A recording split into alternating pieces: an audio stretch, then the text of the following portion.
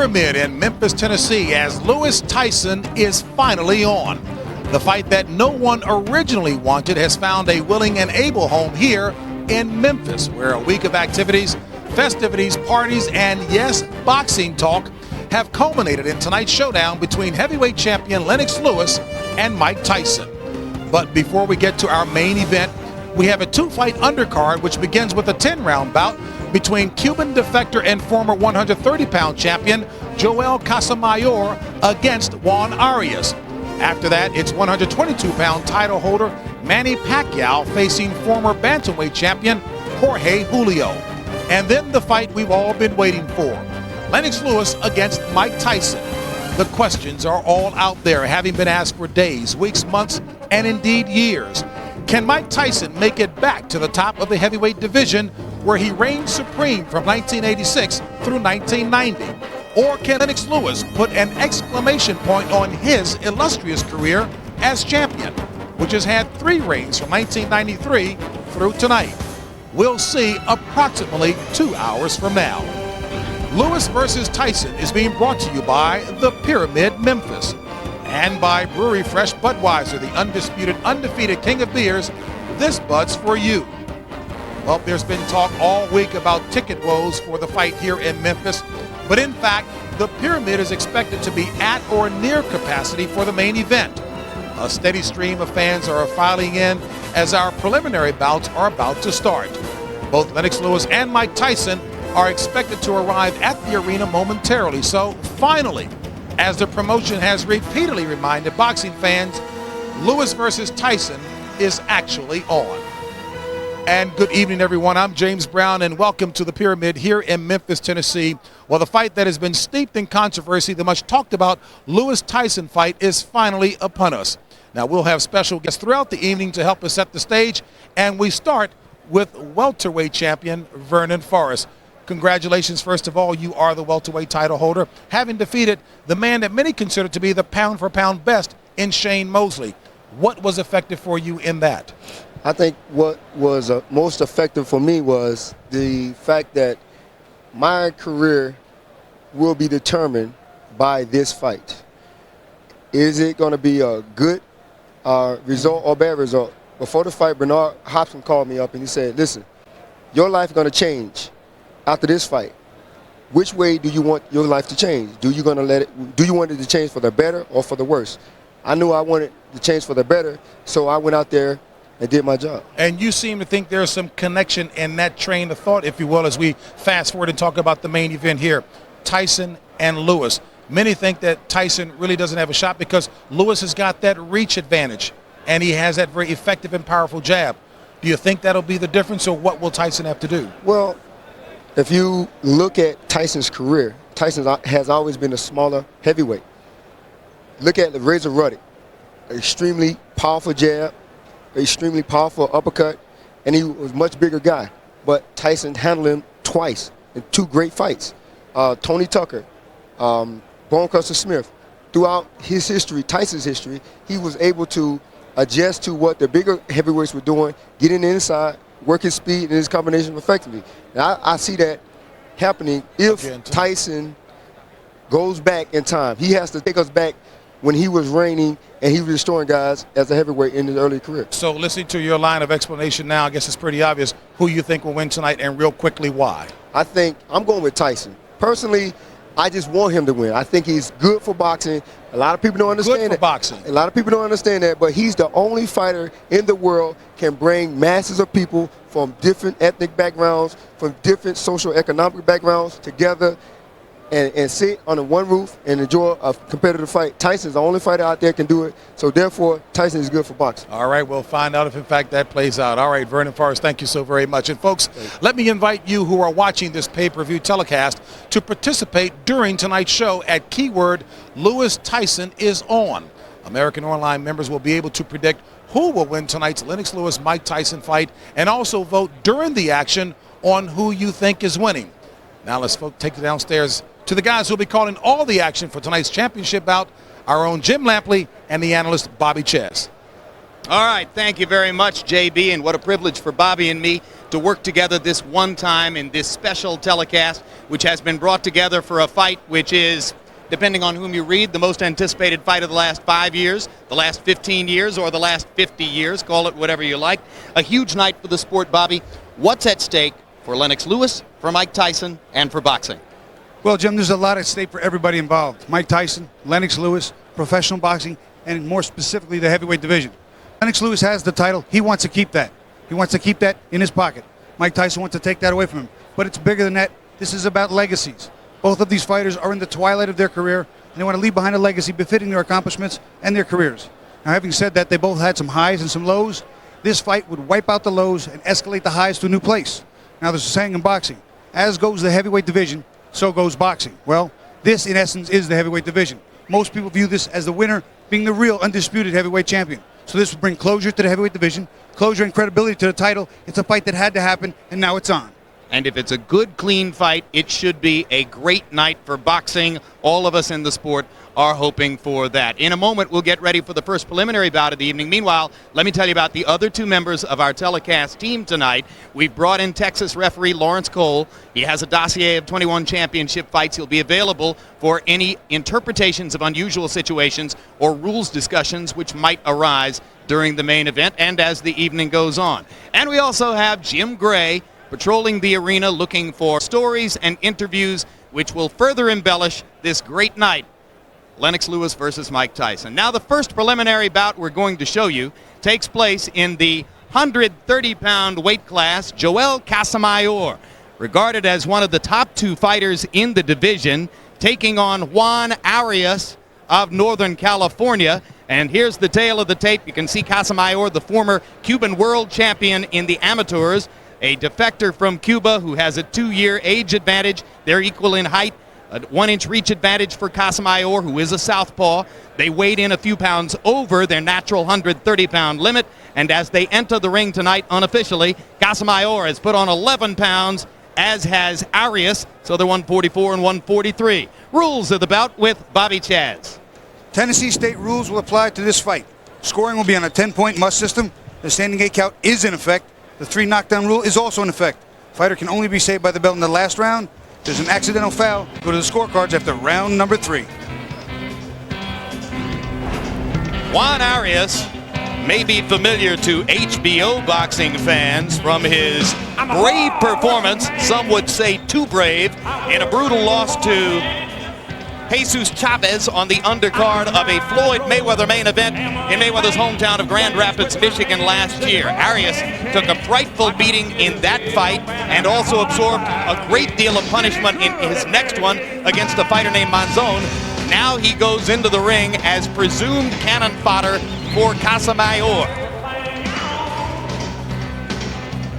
Looking for bigger money fights after having scraped for most of his career with minor events in places like Fresno, Arias still works in a body shop in a regular job, banging out fenders when he's not in the gym banging out sparring partners.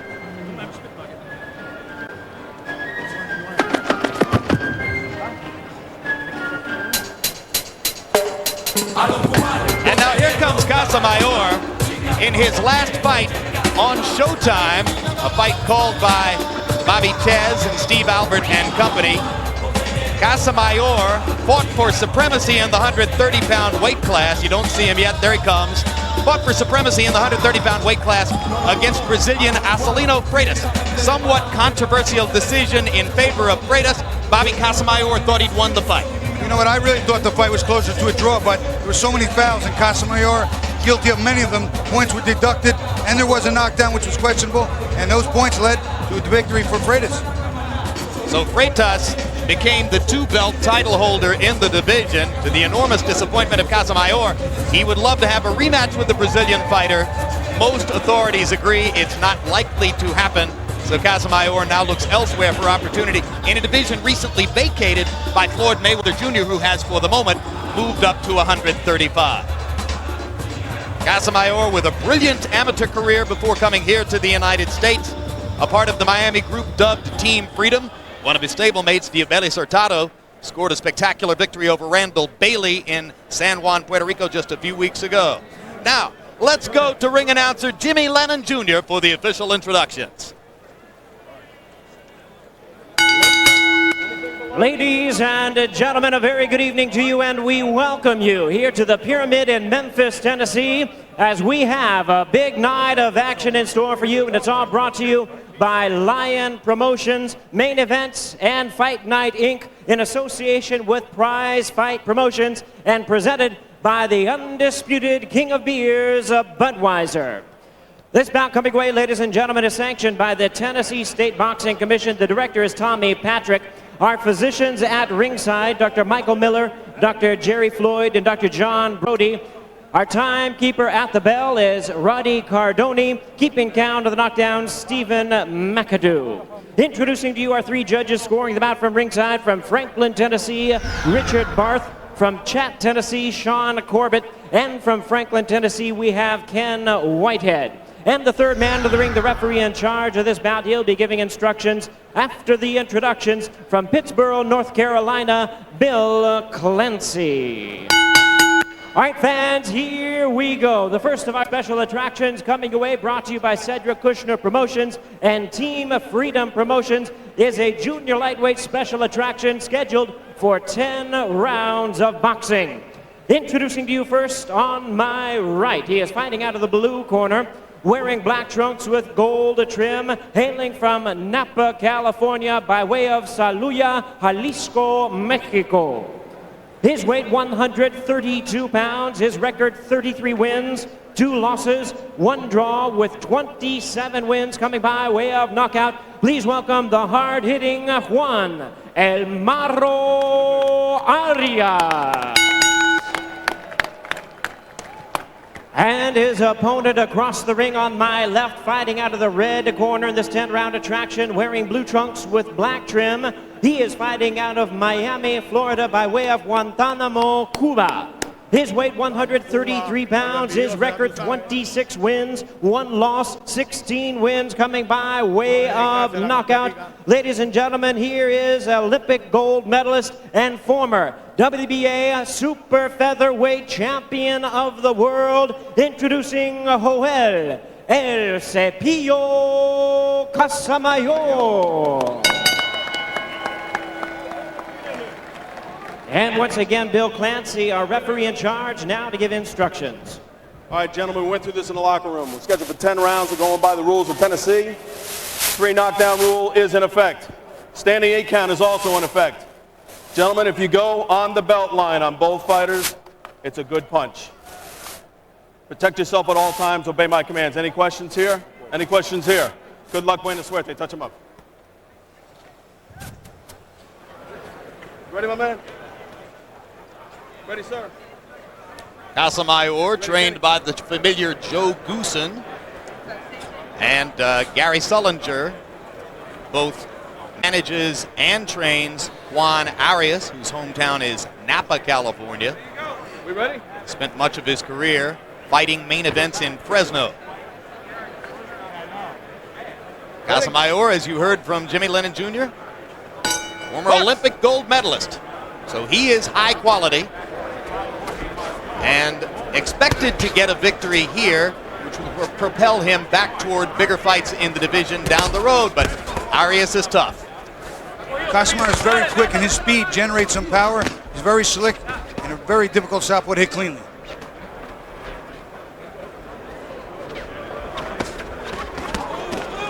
Straight left hands by Casamayor, backing Arias up. Arias was hit by 523 power punches, or excuse me, 523 punches overall, 365 of them power punches in his battle with Jesus Chavez. That's the most power punches ever landed against a fighter in this division, according to CompuBox numbers, and a mark of what a brutal beating he took that night from Chavez, who is a vicious body puncher. And that is the type of fight, type of punishment that you just cannot have that many fights like that. It's just the type of thing that will shorten your career, if not your life. Fortunately for Arias, as he comes in here tonight, Casamayor is not regarded as a super big puncher, not a one-punch knockout puncher, but he has been improving his power with both hands, Bobby. And that's right, and not only that, but speed times mass equals destructive power, and he's not real big, but he's very quick. So when he gets there often and well, that speed helps generate the power. Now Arias starts to come back, throwing to the body, and one chopping right hand on the head. You can see that Arias is awkward but aggressive. One of Casamayor's most deadly things is he's very accurate with that left hand. He throws it down the middle, he brings the uppercut up from the outside like that, and he throws it around. Hold him down. But he's very accurate with it.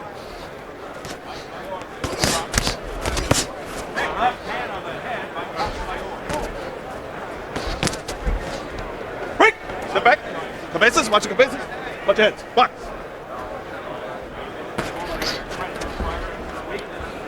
Referee Bill Clancy throwing in a little amateur Espanol there. Cabezas, watch Stop. the cabezas. Stop. Box. Well, their heads are bound to clash from time to time. Southpaw to righty, sometimes that happens. They're leaning over, Keep 'em the up, lead Vaughn. foot Keep 'em up. is in front of each other as opposed to on opposite sides. Causes a problem. I hate fighting southpaws.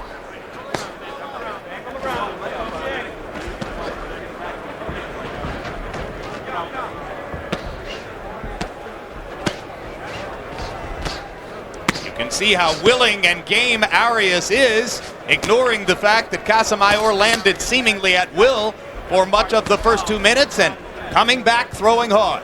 And Arias just now started going to the body, was a little more effective, and allowed some of his punches to free up upstairs, but he's got to be more active. 10 seconds.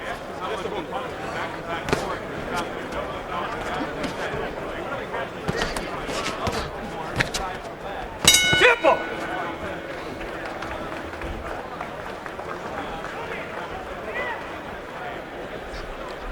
As we go to the corners where Spanish can be used, our interpreter is Ray Torres. You have to put pressure on him. No concentración en su cara. Don't try to just put the pressure on the face, the body also. Y después su cara. Okay? Then after the face. We got a bucket right here. Let's put it right under here, please. Thank you. Open. Okay. Use your jab. What I don't want you to do is I don't want you to stand straight in front of him. Now, what did we talk about? We talked about if you're on the way in, keep your head low, throw that straight right hand to get inside, and then I need those hooks to the body, okay? You're staying right in front of him. I need you to step over on that angle and dig to that body, and we'll slow him down a little bit. Okay? Come on. Let's go, Blue. Let's go, Joe. Let's go, Blue corner. Well, Bobby, I'd have to Let's say go. the headline from between rounds is that Joe Goosen's Spanish has improved dramatically since his years of training the Ruelas brothers. I was enjoying that, it really was.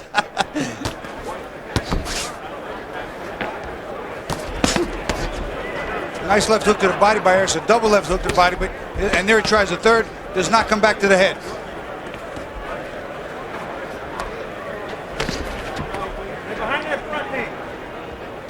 Arias won 23 of his first 24 professional fights before the loss and the draw in the last two. Stepping way up in class when he fought Chavez and staying at a slightly higher level against Monzon. Now Casamayor feels free to just bang away, throwing punches more liberally than might usually be the case for a boxer like Casamayor. Obviously, he doesn't think at this point that Arias can hurt him. Well, you know what, right now, too, Arias is keeping his head still. He's not bending to either side, slipping any of Casamayor's punches, and he's not getting through him cleanly to give him respect. You got to make a man get some respect for you.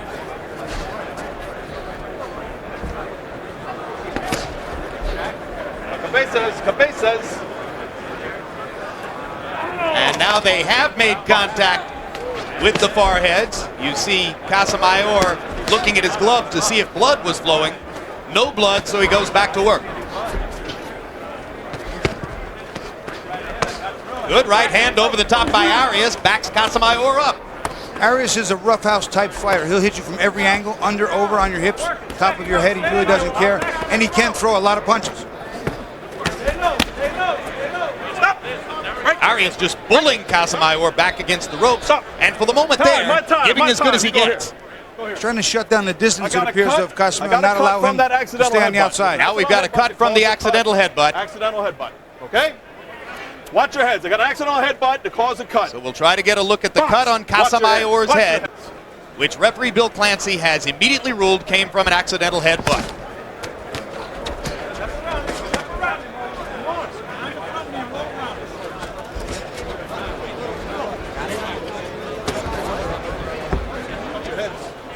And we'll see if all of Casamayor's vast experience will help him to fight through the distraction of whatever damage has been done by the butt.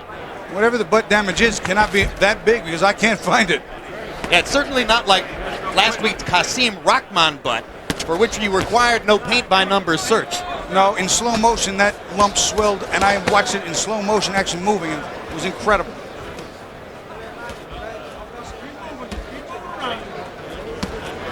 Punch off the angle. Punch off the angle. See, Arias cannot win this fight going backward. His style is not conducive. He cannot win going backward. He can't get any power in his punches. Casamayor, though, can box going backward, side to side, but when he's coming forward, he's even more dangerous.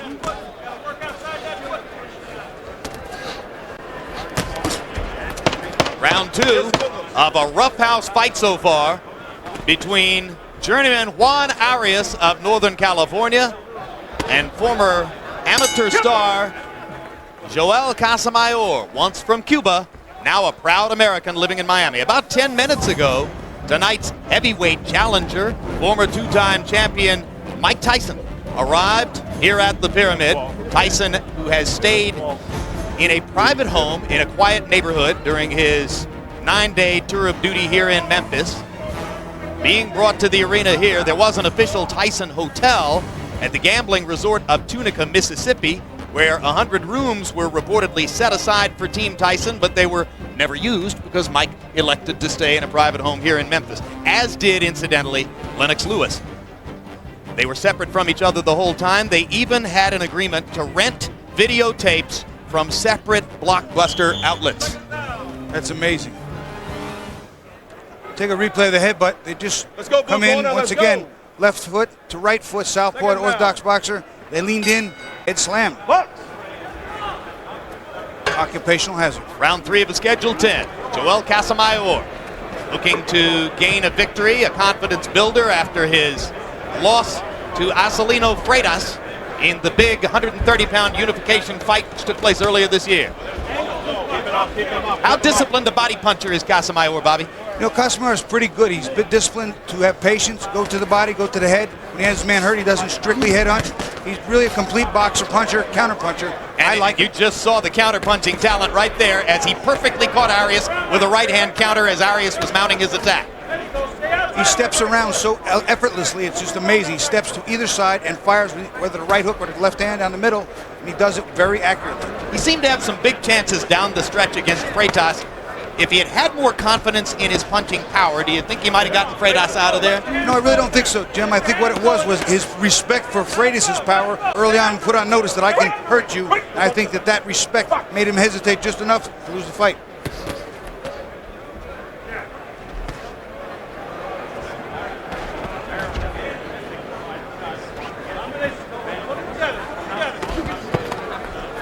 Casamayor showing you his versatility against Arias. Sometimes he leads, sometimes he follows. Body shot there, and Arias starting to drop his guard as Casamayor seems to be bothering him with the body shot. He's throwing that uppercut right through the solar plexus, left uppercut. It's a little like a bolo punch, but you watch, once Arias drops his hands to cover that left hand's going to come right down the middle. And Casamayor now is hip to the game of those overhand right-hand lunges by Arias, as you saw him block the punch twice with his glove.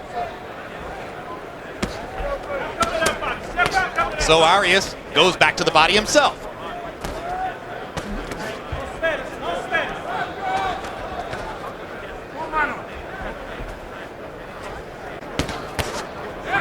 Beautiful straight left hand right down the middle by Casamayor.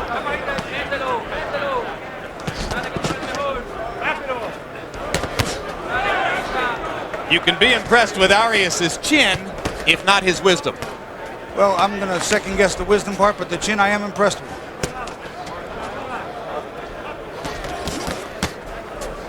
He's not slipping Arias to either side as his corner said, slide to one side or the other, then come back with a counter, which will put him out of harm's way to a degree from that left hand, which is smoking him right down the middle.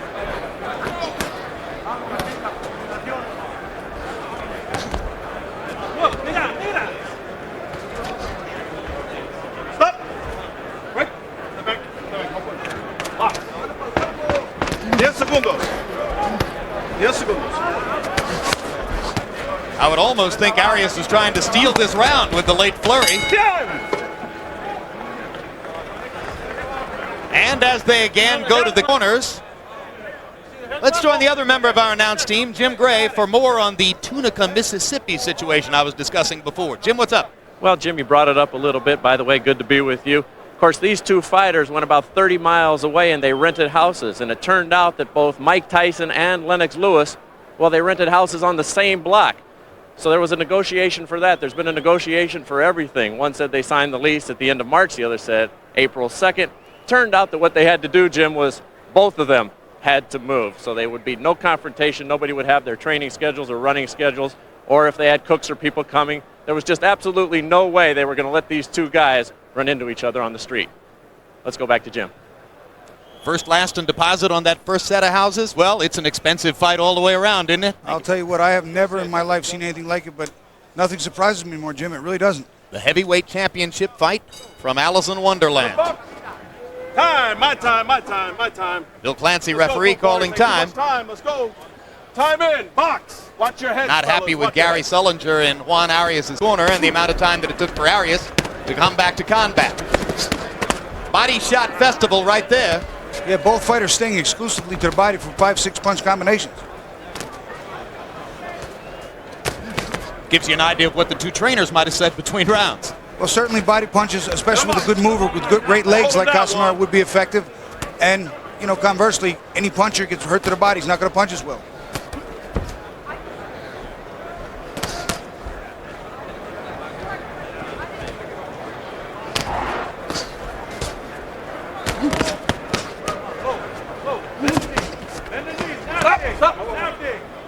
Logic tells you that if Casamayor was able to weather Freitas's punching, he's not likely to go down against Arias unless he makes a big mistake. That's true, but what happens sometimes when you don't respect the fighter as much, that's exactly what happens. You get lax and you make that mistake. So far, Casamayor doing a good job of minding his business. Hasn't allowed the distraction of the one headbutt incident to have affected his rhythm. You'll notice too when Casamayor unloads, he brings his hands back high, he ducks his chin into his gloves, keeps his chin down. Excellent defense. No, stop. One of the common traits of the great Cuban amateurs. Cuban amateurs always very offensive minded. And there you see the left uppercut to the body. 2, 3, 4, 5, 6, 7. Hey, come to me, Juan. You okay? Okay. Boxing fans will recognize the standing 8 count in effect here. Casamayor goes right back to the body, thinking that he might be able to finish Arias with the same kind of damage that began this flurry. Well, that's how he got him there. He hurt him to the body. He almost went down. He sucked it up, but standing 8 count ensued. And now Arias takes advantage to counter back to the head and lands 2 or 3 big winging shots upstairs. He's still a little weak from that body shot, though. You can see him covering up inside. But Casamayor should take advantage here and go upstairs now. Unload up top, see what happens. What's Casamayor's best finishing punch? His best finishing punch is usually the left hand down the middle or up the way he's ripping it up to uppercut wise. But he's got a decent right hook, and he uses the left hand in so many different ways. Right on the chin, that winging left hand shot by Casamayor. Arias comes back and lands a punch flush on Casamayor's jaw. But you can tell that Casamayor doesn't have any respect for Arias' power. He just keeps working offensively. Especially right now because Arias is hurt to the body, he's weakened, and he cannot muster up the power shots. Quit the yapping at me. Quit the yapping, you're out of here. You're out of here. Watch your heads. Box, time it. Bill Clancy threatening to heave Gary Sullinger, the trainer and manager of Juan Arias.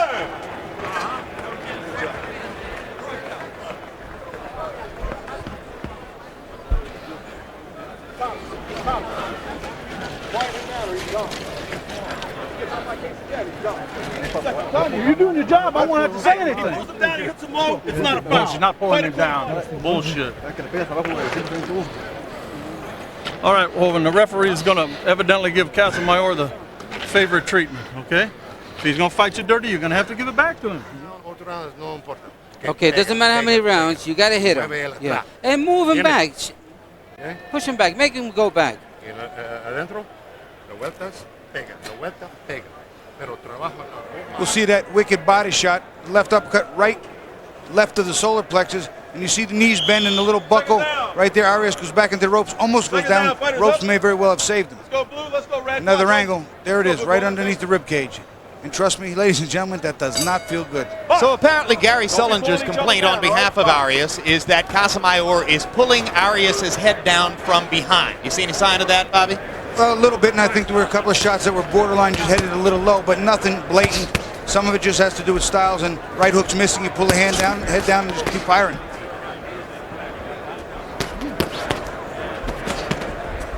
Casamayor losing his balance. Arias tries to go right after him, hunting and pecking to see if he had actually hurt Joel. That was more of a balance shot coupled with some tripping, I think. Yeah, I think he had his foot on Casamayor's front foot. Another problem with southpaws. They step on your feet and you step on theirs on a regular basis.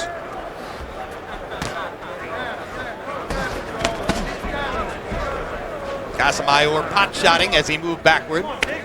Arias just driving in like a football fullback, pounding his body up the middle. Puts his shoulder into Casamayor and drives him into the ropes. But not really throwing anything effective or purposeful. He's just hitting arms and elbows and gloves, not looking good at all.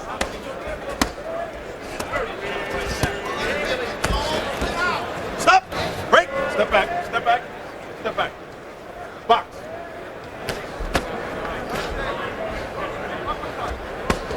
One thing about Arias, you can't say he's not in great condition. Takes a ton of punishment, throws a lot of punches, keeps on coming. Got to give him his due there. Seems to have a little mouse developing under his right eye as well. Stop. Break him, Nothing break. serious, but a little swelling. Box. Break! Step back, step back, please. Step back, step back. Box.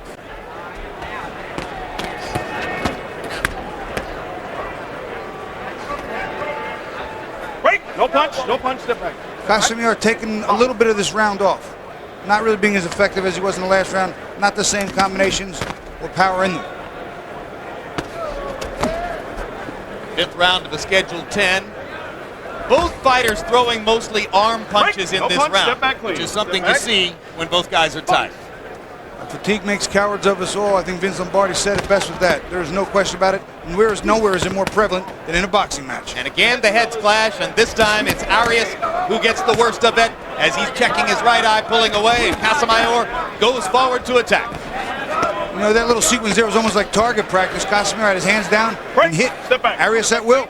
Dropping his hands to his waist, which tells you everything you need to know about what Casamayor thinks of Arias' power. And he takes a clean shot right on the jaw. Had there been a bit of a better punch, Casamayor could have paid dearly for that. Yes, segundo. No knockdown. Arriba. Tell you, it's one thing to be confident, it's another to be arrogant, and I got a hunch that Joe Goosen is going to tell Casamayor to get his hands back up. Sounds right to me.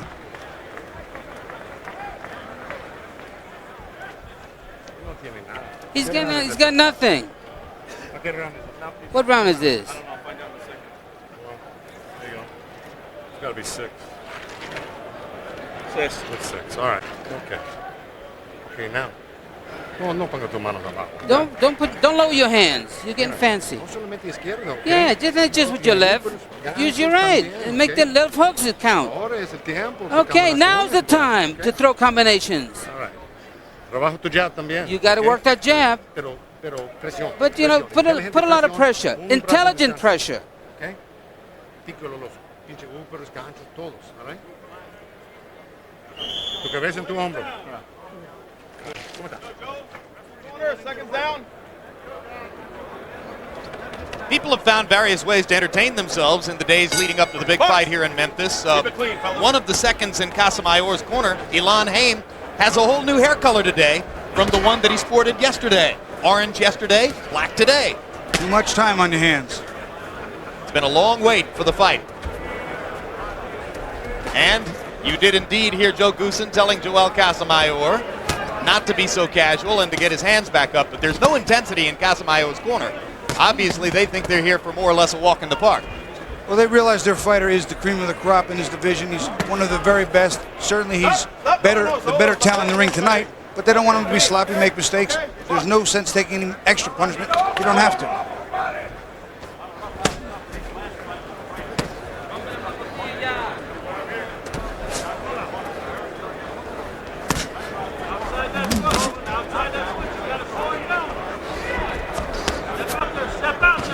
be interesting to see if Casamayor cannot reel in a possible rematch with Acelino Freitas. And there's a low blow by Arias, and Bill Clancy is immediately going to warn against it.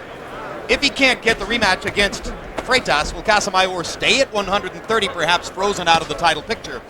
Or will he go to 135 where there might be so many fights to be made? Floyd Mayweather Jr., Jose Luis Castillo, who has reason to believe that he recently bested Floyd Mayweather Jr. in Las Vegas.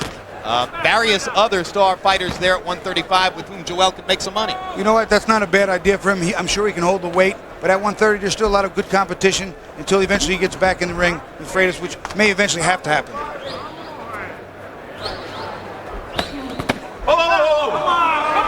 Time. That was south of the border for sure. He pulled him down, he went low. It's my time. And you heard Bill Clancy saying that Take your time, okay? Arias pulled Casamayor down, forcing the low blow. This is going to make Gary Sullinger even angrier over in Arias' corner, since he's the one who's been complaining that Casamayor pulls Arias down. Juan, you cannot pull him down. He's going to hit you low. Don't pull him down. Don't pull him down. Let me know when you're ready. This is a very decisive referee, I'll tell you that. He's taking charge very quickly, not only with the fighters, but with the corners. He's a no-nonsense type of guy. Here's the replay. Well, watch. When Arias throws the left hand How much time I got? right behind his shoulder. Oh, no, that one. There it is. The left hook behind the head and this almost simultaneously pulling the head down. That one's a close call, I got to be honest with you. You know, he was pulling the head down, but I don't think that caused the low blow. I think the low blow was headed there anyway, and it just happened to be an afterthought. Ready? All right, listen to me. Don't pull Looking him down, across he the will ring hit at you low. Arias' corner, Go Gary Sullinger's got a look on his face that seems to say, why did we come to Memphis? Well, an opportunity presented itself. He has to take a shot. Look at the will and the gameness and the courage of Juan Arias, who just won't take no for an answer against a superior fighter in Joel Casamayor. The clock was stopped for 1 minute and 8 seconds on the low blow.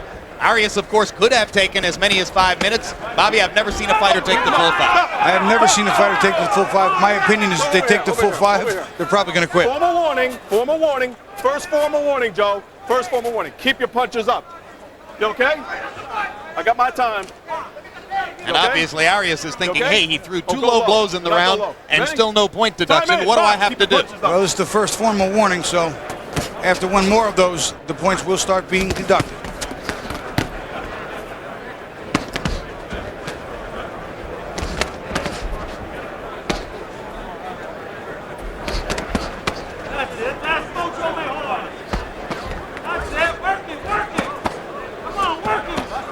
Nice body work then going up to the head by Arias, and Casamayor just leaving his hands down like he just doesn't care.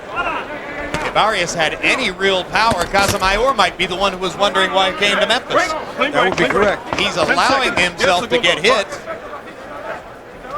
And it's not a good idea, regardless of how superior you may be to the opposition. I agree.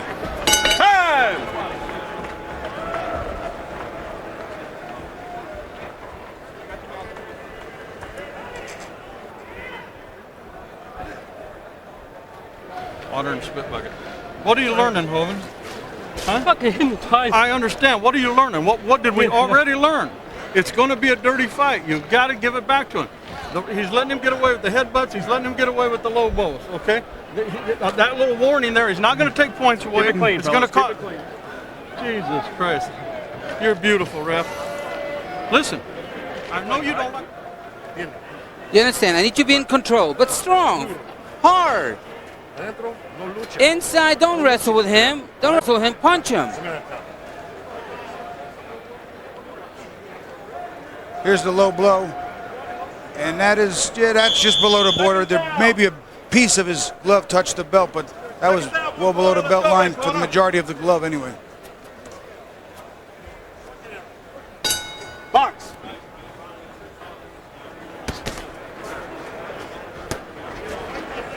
Well, Arias' corner pleading with him to get dirty as well. This could be ugly.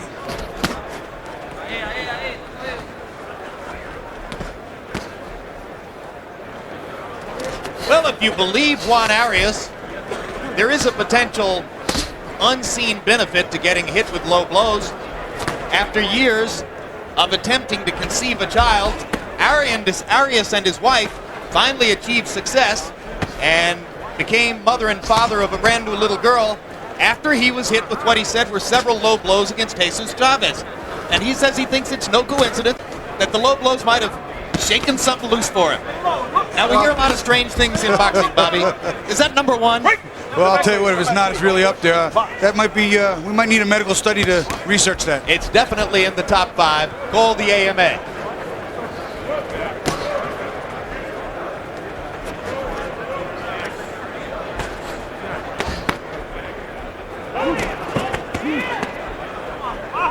Seventh round of a scheduled 10. No, stop.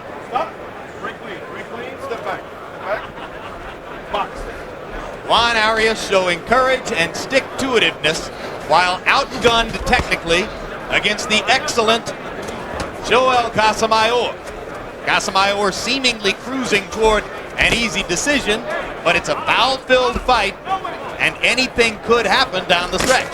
And especially at this distance they're at right now, Arias cannot be effective from here. Joel Casamayor, much quicker, much more accurate, better combinations all around. No, stop.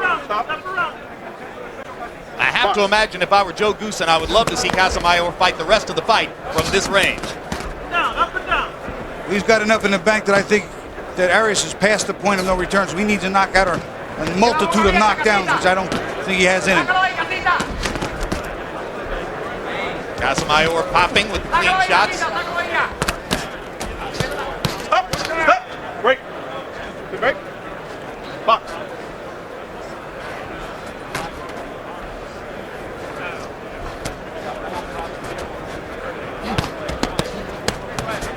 Is it a blow to Joel's confidence if he can't knock an easy target like this out?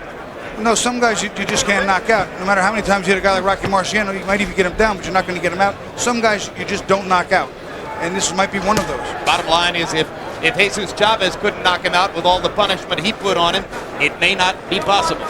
No reason to believe that you have to knock him out anyway. He's pitching a shutout, putting on a boxing clinic. He doesn't get paid anymore if he knocks him out. Watch your head. Again, the uppercut by Casamayor. You see what appears to be a knot on the right side of Arias' head. Yep. He's got one of those Hasim Rahman autograph hematomas right on the top of his forehead on the right side. And Gary Sullinger going to work over there on the far side with the inswell. You'll see it in a moment. Get rid of this guy. I don't want to take it no more. Take this guy out. Take him out. What does that say? What round? Okay, this 8 home. We got 3 to go. I know that. Listen, I know the headbutts are taking their toll, Hovind. We knew he was going to do this, right? Right? We knew he was going to headbutt you. We knew he was going to hit you in the nuts. What do you got to do? Huh? I know, but you got to do it. You're waiting for the referee to help you, and the referee's not going to help you. You hear me? Let's go red corner. Let's go blue corner. Let's go. Accidental headbutt. Let's go, blue. Time. My time. Let's go. Time in. Let's box. From Arias' corner, a ring doctor was asking referee Bill Clancy if he was aware of the hematoma on the top of Arias' head, and Clancy matter-of-factly said, I got it, accidental headbutt. Arias goes back to work to the body, and Casamayor counters him perfectly and takes him right out of it. Well, Casamayor now too, much like Evander Holyfield, has another target to search for. And that big knot on Arias' head. Break clean. Break. Up. Box. Come on, no Spanish.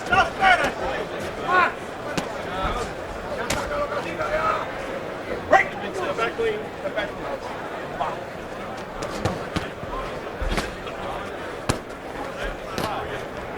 Now, Arias tries an uppercut, and Casamayor says, no, I'll show you how to throw the uppercut.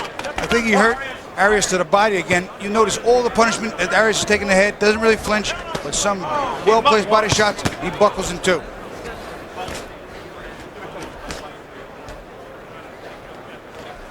Some guys you just can't hurt to the head. Hands are free.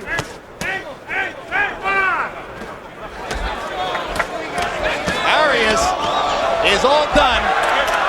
Down he goes on an accumulation of punches from Casamayor. 5, 6, 7.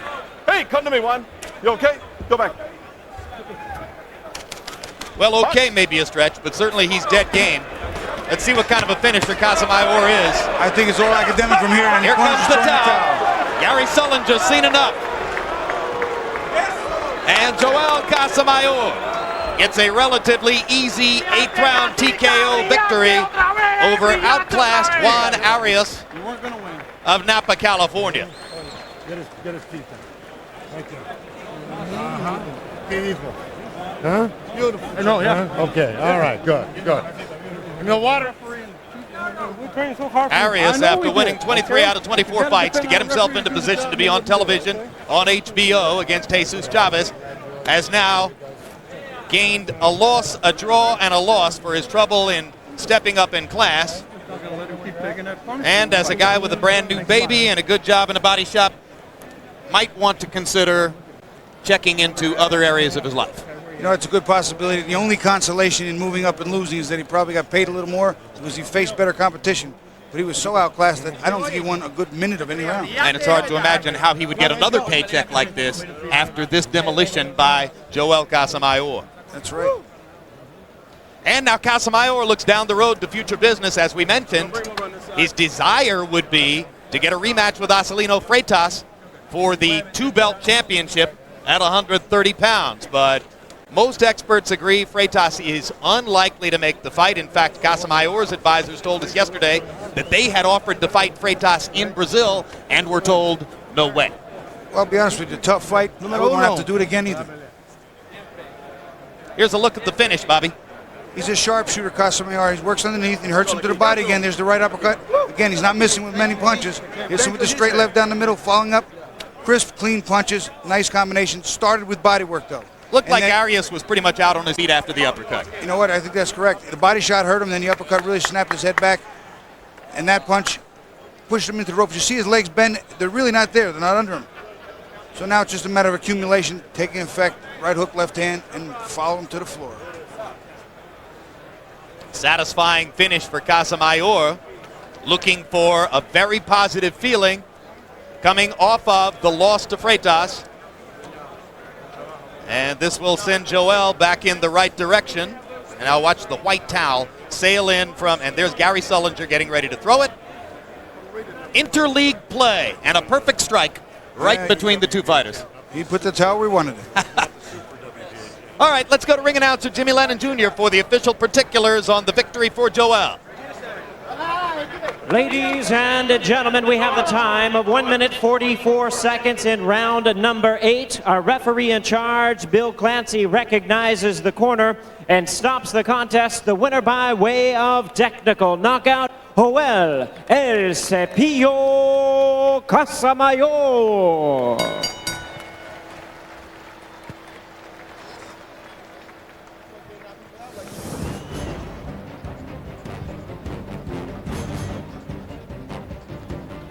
So Joel Casamayor gets the victory to extend his overall record to 27 wins, 1 loss as a professional, coming off his sensational amateur career. He won the gold medal at Barcelona in 1992 and now will set his sights on another title shot, either at 130 pounds or perhaps up the ladder at 135, where there may be more and better economic opportunities. Certainly we'll be seeing him again at a world-class level in the future. So from Bobby and me at ringside, let's go back up to our host, James Brown.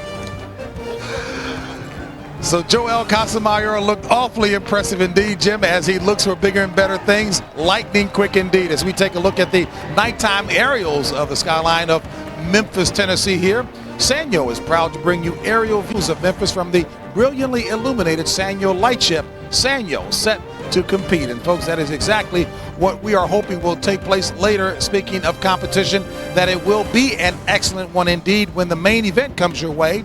That will feature Lennox Lewis putting his titles on the line to take on Mike Tyson. Lewis looking to cement his legacy as a heavyweight champ in history, for indeed looking to take on the dangerous one, Mike Tyson. That fight yet to come here at the Pyramid in Memphis, and still to come, it'll be hard-hitting Filipino Manny Pacquiao taking on Jorge Julio in a 122-pound title fight. And that, of course, will be followed by Lennox Lewis taking on Mike Tyson. Moments ago, Lennox Lewis arrived some 30 minutes after Mike Tyson, looking just as focused as he's been all week long, knowing that he's got a dangerous opponent, but then that's when he's done his best. Interestingly, though, Lewis, a little special treatment, searched and frisked, as is to be the case with everyone coming into the arena. He was checked, no exception for Lennox Lewis. But folks, to the best of our knowledge from what our camera saw, when Mike Tyson arrived a half hour earlier, he was not frisked.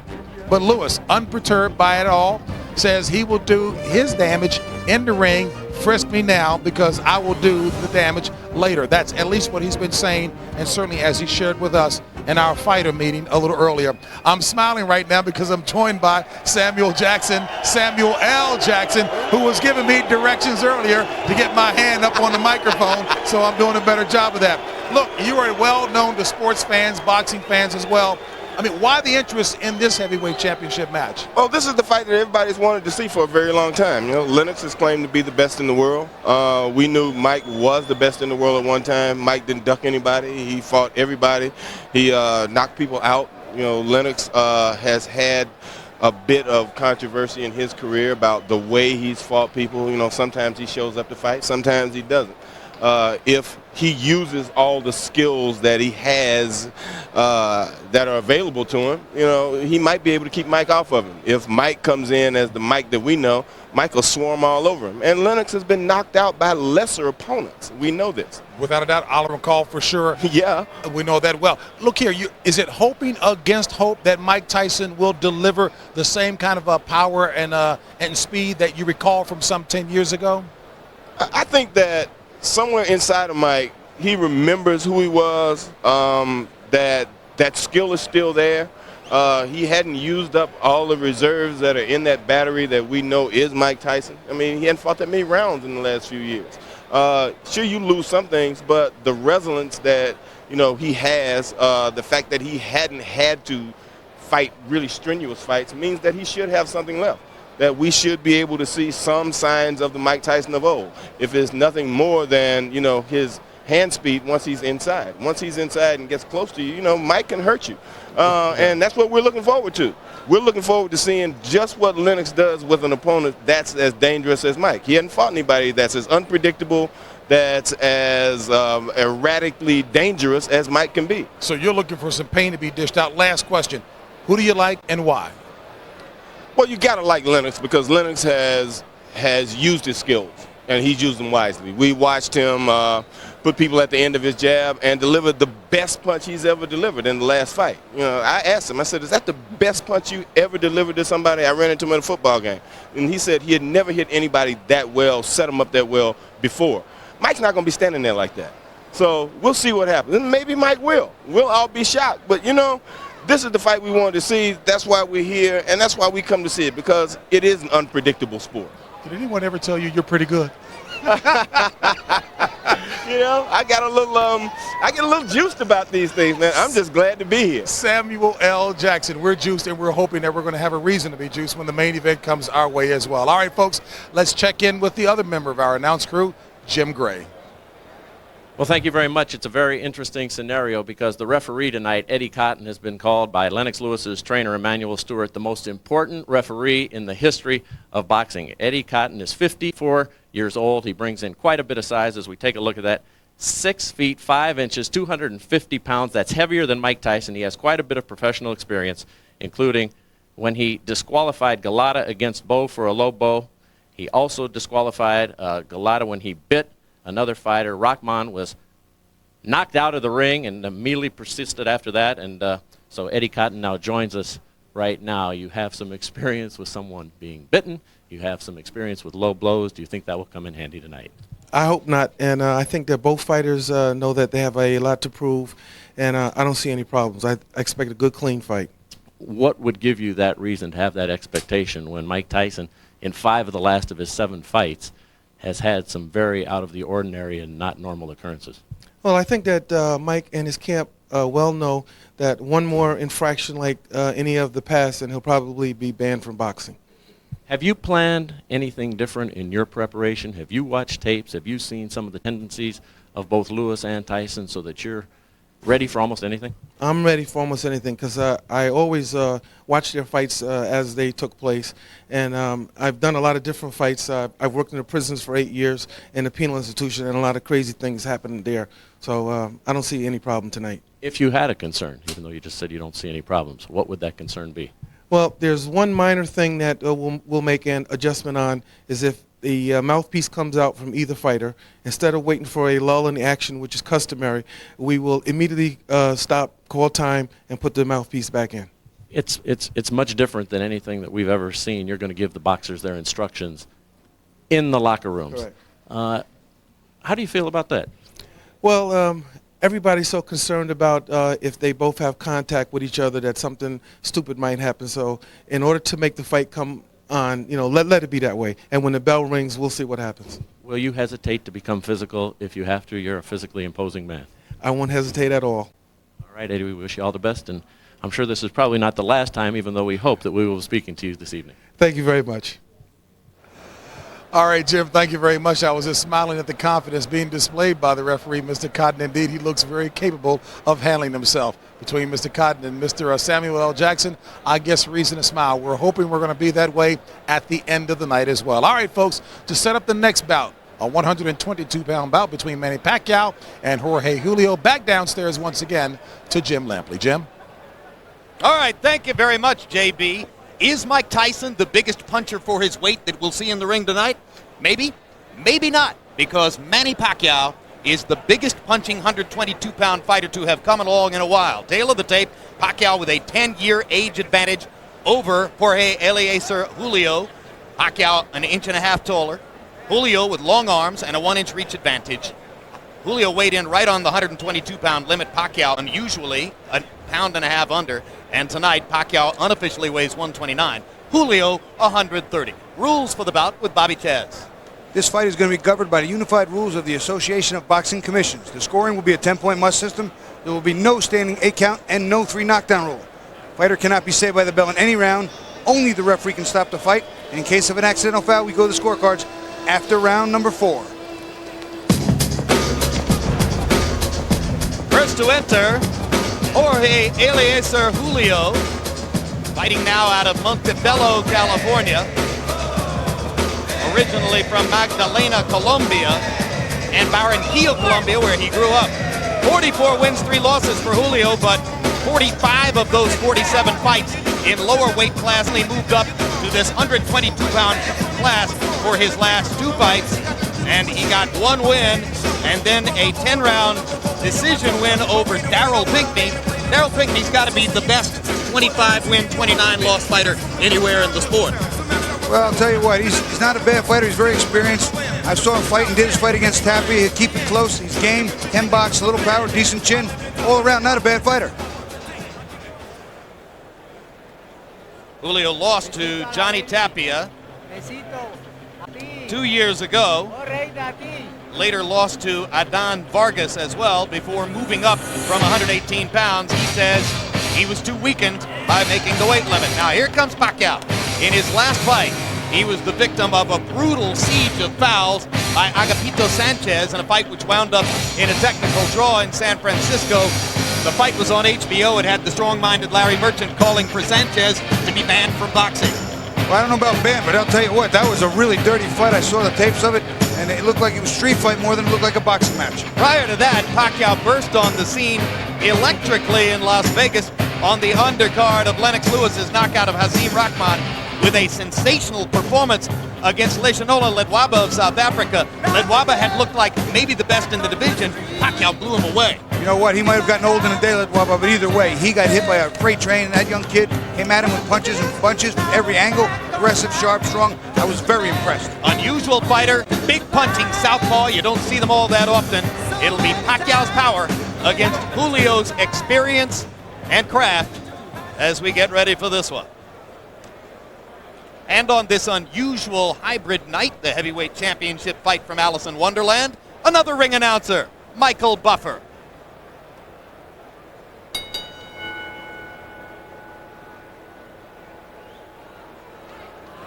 Ladies and gentlemen, here at the Pyramid in Memphis, Tennessee, we welcome you to our first championship bout of the evening. It's brought to you by Murad Muhammad's M&M Promotions.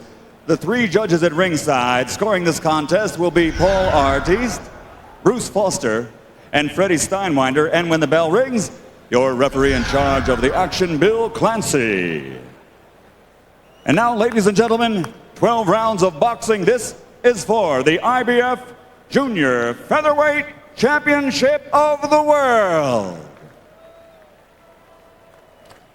Introducing first, fighting out of the blue corner, wearing purple and weighing in at 122 pounds. His professional record, an excellent one. It stands at 44 victories, including 32 knockouts with 3 defeats.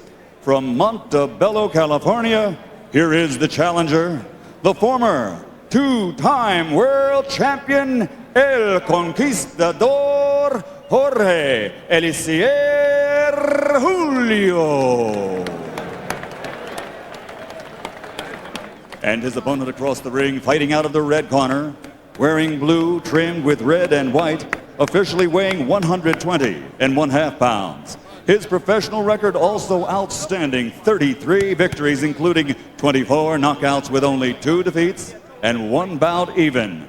From General Santos City, Philippines, presenting the reigning, defending IBF Junior Featherweight Champion of the World, Manny the Destroyer Pacquiao.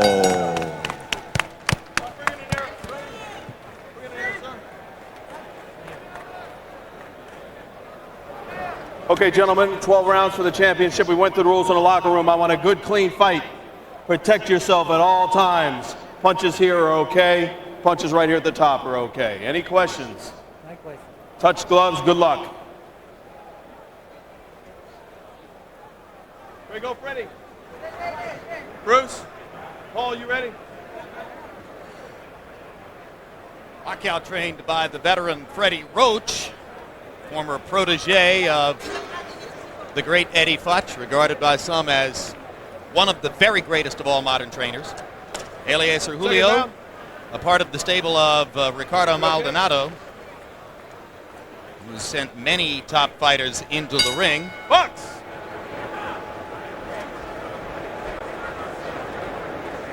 Maldonado was also the manager of Agapito Sanchez, who fouled Pacquiao so ruthlessly in San Francisco, and Freddie Roach said to us yesterday, I wouldn't be surprised if Julio tries to do the same doggone thing. Guilt by association, maybe. Or just trying to get Pacquiao ready to be more protected this time, perhaps. Freddie says he would like for Pacquiao to learn to foul a guy back when he fouls him, but Pacquiao's too sportsmanlike to do so, he says. Well, I can't imagine anyone fouling me when I were fighting that many times, me not like it one back, so this must be a real good kid. Big left hand by Pacquiao. Julio stops him in his tracks there with a left hand counter.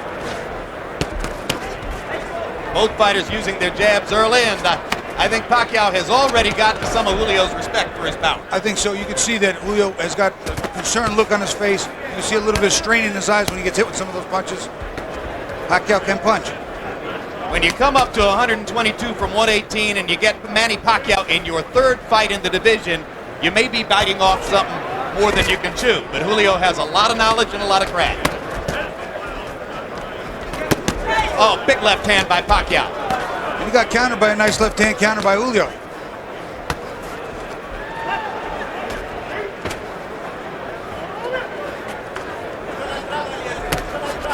Sometimes the first couple of punches might rock you, but then you taste the power and sort of get used to it, right, Bobby? Well, you know, there are times that you can sort of adjust to it. But if you get caught one of those and you're not looking, I'll tell you what, your legs come right out from under you. When you catch you looking, boy, oh boy, it hurts so much more. Pacquiao with a body shot after missing with the wild right hand. You can see what a big hitter Pacquiao wants to be. Throws every punch with aggressive intentions. Julio, a little bit more of a change-up artist, and holding his own now after a rough first minute.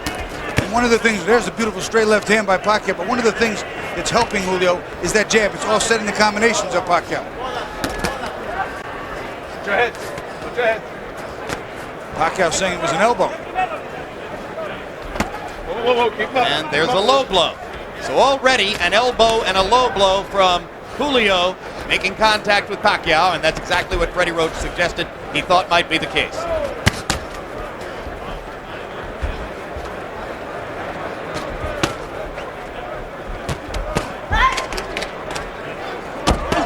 When you punch that hard, as Pacquiao is, it takes a lot of energy to start those punches. Oh, that's a huge left-hand shot, and the right-hand shot.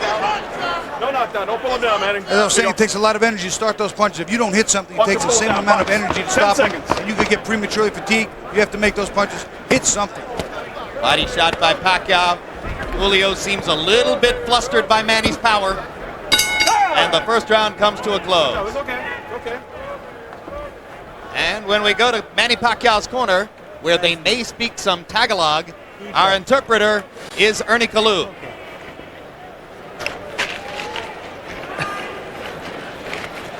All right, rinse it out. Okay, Manny. Now here, I want you to use the jab a little bit more. Okay? All right. You a little bit wide with your punches. Tell him not to pull his head down. Okay? Yes, sir. All right. You're a little bit wide with your punches. Okay? I want you to go behind the double jab. You hear me? All right. That you gotta be smart. You know, make sure be first. Okay? You hit him on the bottom, in the stomach. It hurts him. Come on. Keep punching. You watch a combination. Pacquiao winds up throwing the left hand underneath, which was very good. But then his arm winds up getting wrapped around his head. You see it right there, and he just pulls him down to the ground. Thus the call of no knockdown when Julio went to the canvas. Now round 2 begins. Another straight left hand by Pacquiao. And you heard Julio's corner saying, hit him in the belly. And down goes Julio. It was a perfect execution of what he was told in the corner. Double jab and throw the left hand. He did it, and look what we see. The kid listens. Hey, come to me.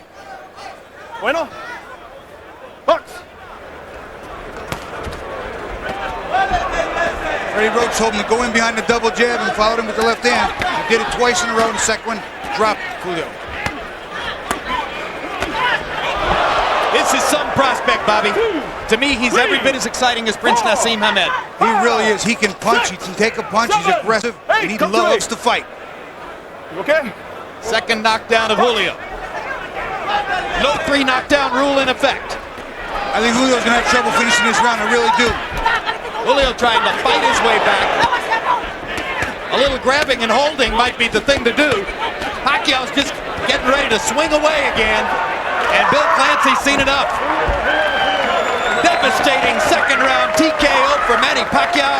What a comeback from the misfortune of San Francisco. Very, very impressive against a fighter who is not that easy to beat. It's not easy to dominate. That I can tell you. I think the most impressive thing was exactly what you pointed out. Freddie Roach calmly said, double jab and then follow with the left hand. He did it. He did it in the first 10 seconds, hit him good, followed up with it and dropped him, and that was the beginning of the end for Julio. This is for your family. The whole world, son. This is for your family. Thank you, Lord. Mabuhay Pilipinas!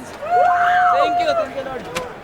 Pacquiao feeling as though a great weight has been lifted from his shoulders. He was so disappointed by the technical draw in San Francisco. How one of the judges there had scored the fight with Sanchez in front remains an enduring small mystery of our sport. But all of that erased now as he blows away a good veteran fighter in Jorge Eliecer Julio.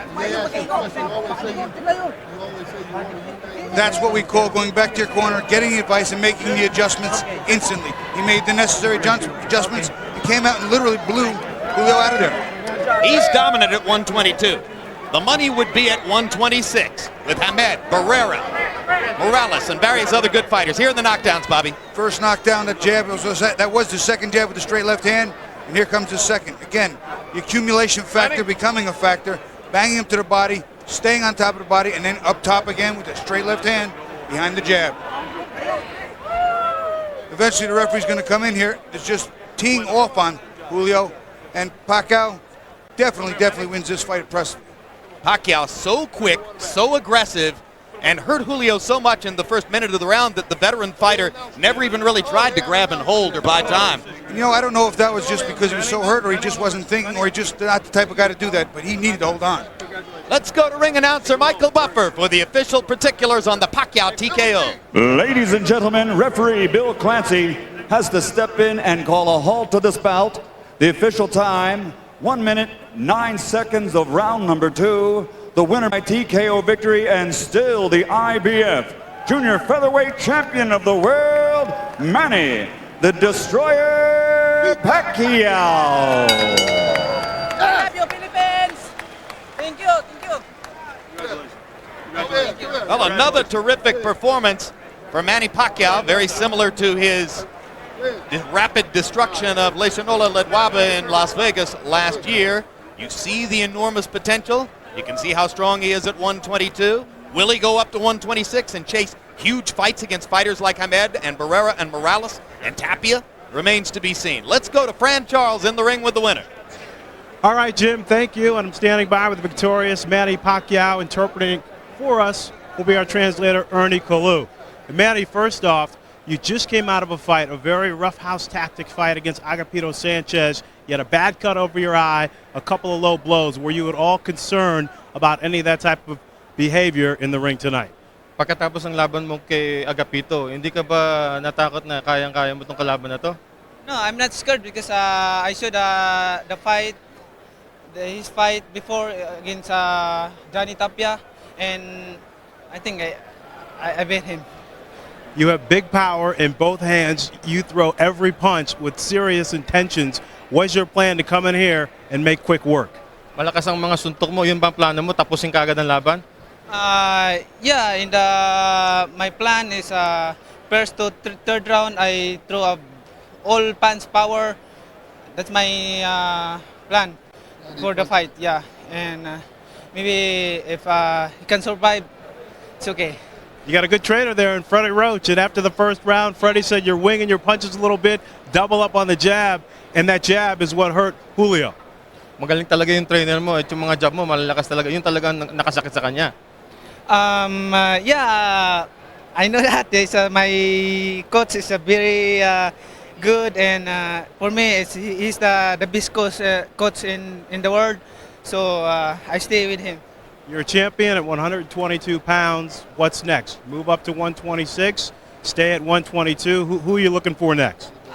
Champion ka na ng 122, aakit ka ba ng isang baitang? Yung ba plano mo? Yeah, all the belt, I want to unify that in 122 and 126 pounds. Yeah. Any opponent. No one in particular? No. Okay. Manny Pacquiao, congratulations on a terrific fight. Thank you, thank you. All right, let's send it back up to JB. All right, Fran, thank you very much. An impressive performance by the hard-hitting, fast-throwing punch Manny Pacquiao, indeed, in that victory over Jorge Julio. As we take a look at the site, the Pyramid here in Memphis, that will be the focal point of all boxing fans later this evening. And as you view these aerial scenes of Memphis, Sanyo and the crew of the Sanyo Lightship are proud to be a part of tonight's telecast, reminding you that for total technology, people look up to Sanyo.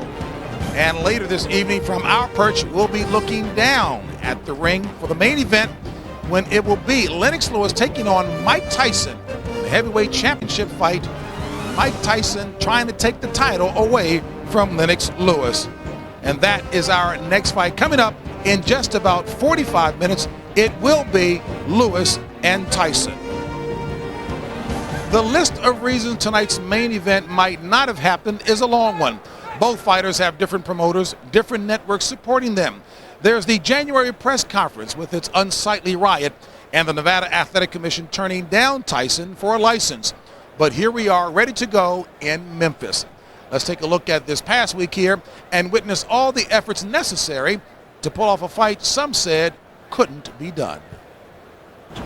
With an unprecedented emphasis on separation, Lewis Tyson represents a break in many longtime traditions. Not only was casino sponsorship splintered, but neither fighter stayed on their premises. Lewis stayed in a home in a gated community in suburban Memphis. Tyson was 20 miles away from the champion in a 6-bedroom mansion. Preparations are going on in downtown Memphis for this weekend's big heavyweight title bout. On Tuesday, promotion build-up week kicked off. Now, usually both fighters share the pre-fight press conference. For this event, different media days separated by 24 hours. Fitzgerald's was Tyson's understated headquarters. And for the first time in 3 months, Tyson had a public training session. It lasted about 15 minutes. Then more twists. In his only scheduled press conference, Tyson skipped out, leaving questions to his handlers. If he second-guesses himself with Mike Tyson, he's going to get knocked out. You all know he got a lot of bitch in him. You know him. Can I answer your question? He's a real bitch. On Wednesday, Samstown embraces Lewis as the champion's official training camp. The low-key day contrasted Tyson's, starting with a civil press conference. When Lennox Lewis feels threatened, that's when he's the most dangerous. And in Mike Tyson, we feel confident, but Lennox feels threatened, and so Mike Tyson is in very much danger of ending up going out of that pyramid point or whatever it is up there with a vicious uppercut. Questions from the press followed. I think fear, which is going to help us do the best job that we can, especially me. You know, a little fear is going to help me. The day ended with a 45-minute workout. Same day, more of the unexpected. Down the Mississippi riverbed, back at Fitzgerald's, the casino encouraged Tyson to be more available. An informal Q&A session emerged with local kids and a few reporters. Any distractions this week? This week? Yeah. No, unless you're going to pop up with one. Challenger Mike Tyson weighs in at the convention center. He takes the scale a few hours after Lennox Lewis. That way the fighters are kept separate. They don't see each other until fight night, Saturday night at the Pyramid. On Thursday, another first. Separate weigh-ins, 3 hours apart. 249 1/4 pounds for Lennox Lewis. 234.5 pounds, 234.5 for Iron Mike Tyson. 2 days to go to make sure neither fighter would see one another until the main event. We want them to see each other in the ring, and that's the next time we want them to see one another. Mayor Willie Harrington's kicking off the round of pre-fight celebrations with his own party tonight at the Peabody. With the last pre-fight formalities completed, Memphis took its turn in the spotlight. By any measure, this land of cotton and home of the blues was not the typical boxing venue. This is a great southern city with a lot of pride. We have an enormous opportunity to display to the world that Memphis can become a major fight venue. I will guarantee you all of the cities that rejected this opportunity are looking at Memphis with tremendous envy. On Friday, the confrontational history of Lewis Tyson added to the security risks in Memphis. We've added additional barricading, additional fencing. We've used the technology in terms of metal detectors, both handheld and permanent. And we will use additional security people to make visual checks of individuals and groups coming into the building. Anything that's brought into that building will be checked. Tonight, doors are open, lockdown in action. The fighters arrive. So again, that all leading up to what will take place here tonight. Lennox Lewis taking on Mike Tyson. And folks, I'm with a guy who certainly looks as fit. Oh, why you bring up Showdown? Let's check in with the other member of our announced crew. He's got a special guest standing by with Jim Gray. Jim? With Mike Tyson. Mike, what's it like for you tonight? It's the first time you go into a fight where you're an underdog. I just feel wonderful. You know, I don't care what people say. The majority of people that take the bets on fight, they don't know much about fighting. I'm confident in my ability, and I know what I can do. And not only that, the opponent knows what I could do. I'm not afraid of the man across the ring from me. Do you feel as though you'll be able to intimidate him? You've been able to do that with a number of fighters who you fought. Well, I'm not interested in intimidating him with just a presence alone. I'm prepared to put some punishment on him that intimidate him. Mike, you had said you might want another fight after you fought Nielsen. You've had 5 fights in 5 years, 13 rounds. Are you prepared? Are you in the shape if you had to go 12 rounds? Oh, I can go 12 rounds. I've been going 12 rounds in the gym. I'm just prepared to fight. How did you spend your day? This is as most relaxed as I think I've ever seen you before a big fight. I just look at my pigeons. You know, I have my sister film my pigeons in New York, and then she sends them back, and then I just watch them all day, and that relaxes me. All right, Mike, we wish you all the best. Thank you very much. All right, gentlemen, back out to you.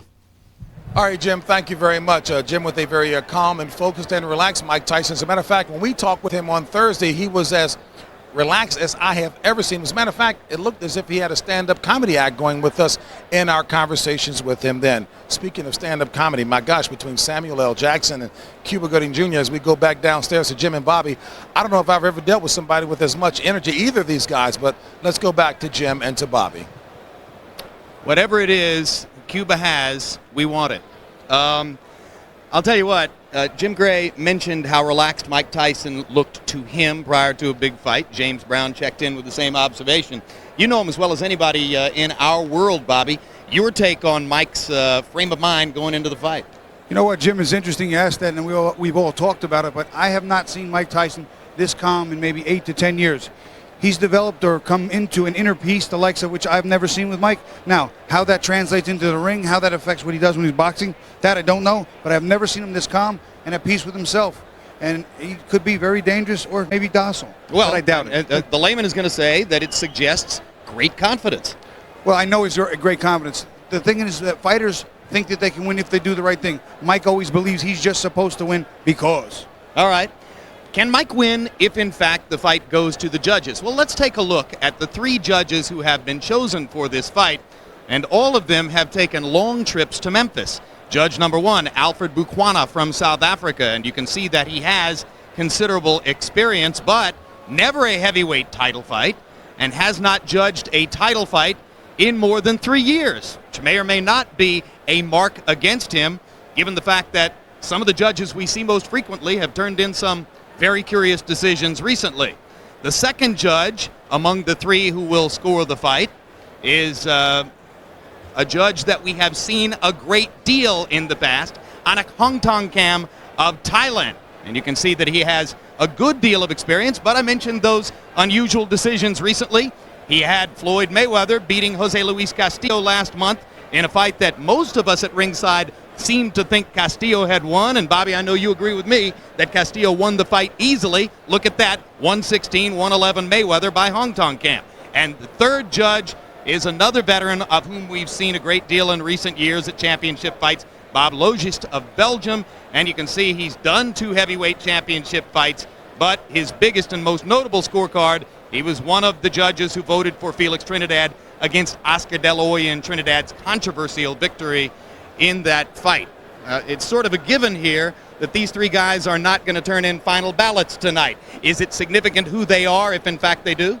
Well, it becomes significant as to who they are with their scorecards. If they've had controversy in the past, that does become significant. How they got to this place, the most important fight in the heavyweight division, maybe in history. But I don't think the judges will ever have anything to do with this fight. I really don't. No, I know of nobody who thinks that this fight is going to go to a decision. In fact, many writers are known to pick Lennox Lewis by decision prior to most of his fights, but in a writer's poll in USA Today yesterday, only 1 of more than 20 writers polled picked Lewis to win by decision. Now let's take a look at the corners for the 2 fighters. And as many of you may know, Mike Tyson fired his most recent trainer, Tommy Brooks, who had been his trainer for 6 previous fights, on January 21, the night before the brouhaha at the New York News Conference. And the new trainer, just added within the past couple of months, is Ronnie Shields. Went to Maui to train Tyson for this fight. You can see that he's had 1 previous experience as the head trainer in a heavyweight championship fight. It was an unsuccessful effort against Lennox Lewis. In the past, he was in Evander Holyfield's corner for many of Holyfield's championship assignments, though not as the head trainer. Bobby, your take on Ronnie Shields and his application to Tyson's situation? Well, Ronnie's not only a competent trainer, he's a very good trainer. Now, as far as Mike Tyson is concerned, if Mike Tyson has some synchronicity with Ronnie Shields, then it's great. It has to be the fighter's decision because that relationship is so special, so private. It's a one-on-one, and it really is. But I listened to them. There's some things they're doing that really lead me to believe that Ronnie has contributed greatly to getting Mike back to like the Mike of old. Although some believe that co-trainer Stacy McKinley more clearly and directly has Tyson's ear.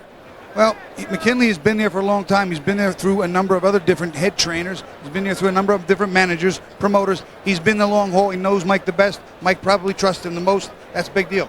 Let's take a look at the resume for the man in Lennox Lewis's corner, who is one of the best known, if not the best known, current active trainer in the sport of boxing, Emmanuel Steward, and you can see his amazing record in heavyweight championship fights. 12-1-1 in title fights. The one draw, of course, the controversial draw for Lewis and Holyfield, March 13, 1999 in New York. If you go along with most ringside experts with that one, the record would be 13-1. The only black mark being Lewis's knockout loss to Hasim Rahman in South Africa last year. He trained Lennox Lewis for his last 12 championship appearances. He trained Evander Holyfield in the second fight against Riddick Bowe, won by Holyfield. He trained Oliver McCall when McCall scored his knockout victory over Lewis back in 1993. He was an architect for Tommy Hearns. He later trained Oscar De La Hoya. This is a terrific trainer in whom Lewis has a great deal of confidence, right? And he should. Emmanuel Steward has a great track record. He's a tremendous trainer,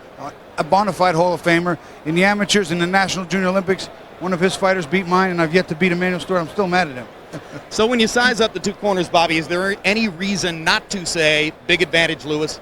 Well, right now I'd have to say big advantage Lewis as far as the training goes, but now we got to take it down to the fighter. All right, so we'll see what happens later on tonight when they're in the ring.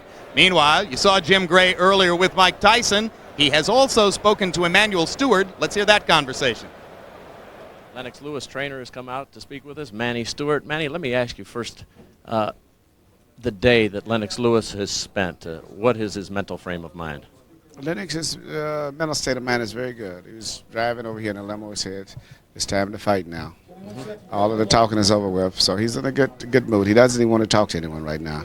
He's very upbeat. He feels very lucky to get this fight because it's the fight that he always wanted. It's been suggested by Evander Holyfield and some of other opponents of Lennox that he cannot win this fight backing up. Will that be your instruction to him? I think the whole world is giving Lennox Lewis instructions on backing up and not backing up. So he has to be forceful with Mike Tyson. You have to fight Mike Tyson, and you have to challenge him. You can use a jab, but you cannot just use entirely a backing up jab. Maybe sometimes once in a while, but for the most part, you got to fight Mike, and you have to challenge him. Are you concerned that he might be a little too cautious and therefore not aggressive? No, I'm not concerned. Lennox has a solid plan that's been laid out, and I'm quite sure he's going to follow the plan. He's a veteran fighter. Is there anything that Mike Tyson can do in the ring that would distract, and is Lennox concerned about Mike's behavior? Lennox is not concerned about Mike's illegal tactics that may occur or something erratic, because he starts concentrating on that, you can get off track. And in Mike Tyson, you're still dealing with what I've always considered the best punching heavyweight of all time when it comes down to punching power. Mike Tyson has got to be rated #1. And, you know, that's dangerous enough, let alone worry about illegal tactics. We're going to depend on the referee to handle that. And you have called Eddie Cotton, the referee, the most important referee in the history of boxing. What made you say that? Because this fight here is more people anticipating the unexpected to happen than the normal. So it is when you have odds of 41 that it's going to end on a disqualification even. So, and both guys, Mike and Lennox, have been known to be pretty rough themselves. So it's a very good chance that the referee may end up being a big factor on the outcome of the fight. You might not be able to answer this. Our final thought, Emmanuel. Lennox has called Mike a lot of distful, nasty things throughout the course of this promotion. But does he respect him as a fighter and his fighting ability? I think we should reverse that. Lennox Lewis has been called more names than Mike Tyson in terms of that. But Lennox... be that as it may. You but I'll get to your question. Right. Yeah, but Mike is... you know, Lennox respects him, but Lennox feels that Mike is... overrated to a great degree, and one of his biggest weapons is intimidation. He is a tremendous puncher, but still, intimidation is just as important in Mike Tyson's arsenal as it is anything else. Can Lennox be intimidated? Lennox is not intimidated by Mike Tyson. Never has been, never will be. Respect his punching power, but definitely not intimidated. Manny, thank you. We appreciate it. Look forward to the fight. Okay, my pleasure. All right, Jim Lampley, back out to you. Thank you very much, Jim Gray. And here is a look at the outside of the Pyramid Arena, where, as you can see in the near foreground on this side of the arena, traffic has been backed up. One of the developing stories here, many empty seats in the 19,000-plus seat Pyramid Arena. Right now, we are told that the security detail which is checking people as they come through the gates, has created huge lines and enormous backup outside, and there may be some difficulty for all of tonight's fans getting into the arena by fight time. But perhaps with an eye to that, Mike Tyson has told us that he will not begin his walkout until at least 40 minutes from now. And perhaps within that time frame, the majority of fans who are now held up in security can make it into the arena, certainly for their sake. And given the massive ticket price, $2,400 at ringside, we hope so. Let's go back upstairs to James Brown. All right, Jim, thank you very much. And I'm joined right now by a very familiar face in boxing, Mr. Joe Frazier. And, hey, folks, we've got Jim Gray, who worked the Game 2 of the NBA Championship last night in Los Angeles. And guess what? We're keeping him busy tonight. Let's head back to Jim Gray. And we'll be back tomorrow to that game. There you take a look right there. That is Master Control. That is the control room where more than 35 cameras, both inside and outside of the command center here at the Pyramid, are checking out security. Right now they are watching everybody from almost every conceivable angle who comes into this building. And right now I am joined by Inspector Larry Godwin. He is in charge of all of security here tonight. First of all, let me ask you, there's a tremendous crush of people outside who are having trouble getting in. Will they be in time for the main event? They'll be in. We've kind of expedited some things, and some of the magnetometers were a little sensitive, and officers trying to do their job, and they wasn't letting anybody. They were doing their job, and we kind of got things expedited a little bit.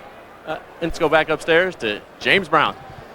Hey, Jim, indeed, both fighters have been professional apart. We'll find out what happens when they get together inside of that facility you're looking at now, the Pyramid, here in Memphis, Tennessee. And let me tell you, the folks here, some 1 million plus in this metropolitan area, have been simply sensational with respect to their hospitality. Also sensational, the shots that we're getting. The electronics leader, Sanyo, is proud to bring you these aerial pictures of Memphis from the Sanyo lightship, and we much appreciate that. You saw the shots earlier showing the backup looking to get in here to see this fight here, Lennox Lewis and Mike Tyson, the heavyweight championship fight coming up in just a little bit. Lennox Lewis putting his titles on the line against the man who once was considered to be the most dangerous on the planet, Mike Tyson, as they get set to do battle. Well, at this point, you've no doubt heard that Las Vegas, Nevada was the original intended site for this event. However, in late January, Mike Tyson's application for a boxing license there was denied, setting off a worldwide search for a new location for the fight.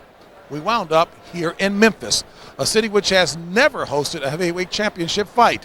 But this isn't the first time a country or a city has decided that any publicity is good publicity, with a nod to Kinshasa, Zaire, and Manila in the Philippines. Let's take a look at two distinctly American stories.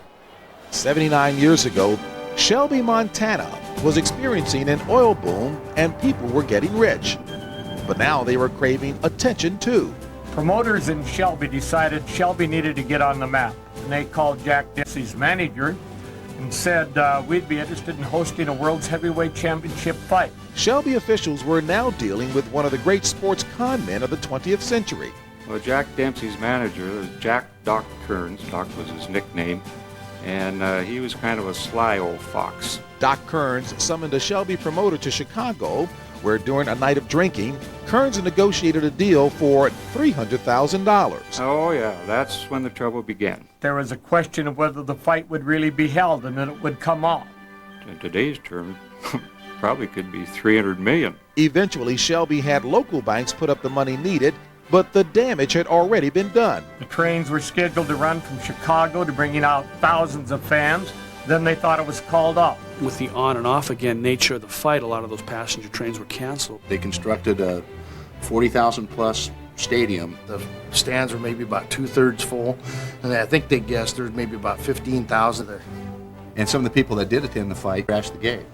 And actually didn't even pay to attend. So it was a financial disappointment. In 1923, the dream was to become the Tulsa of the Northwest. But Shelby remains Shelby. And locals aren't embarrassed by their 15 minutes of fame, but have instead embraced it. Well, I think you're always proud of your history. Whether it's positive or negative, it's still history. Did it really bust the town? Well, the town's still here today. It can't be forgotten, and it won't die, so it continues to go on. and serve as an inspiration to a lot of others. That let's try this, maybe it'll work. 42 years later and 2,500 miles east, heavyweight boxing would once again bring its main event to an unusual location, Maine.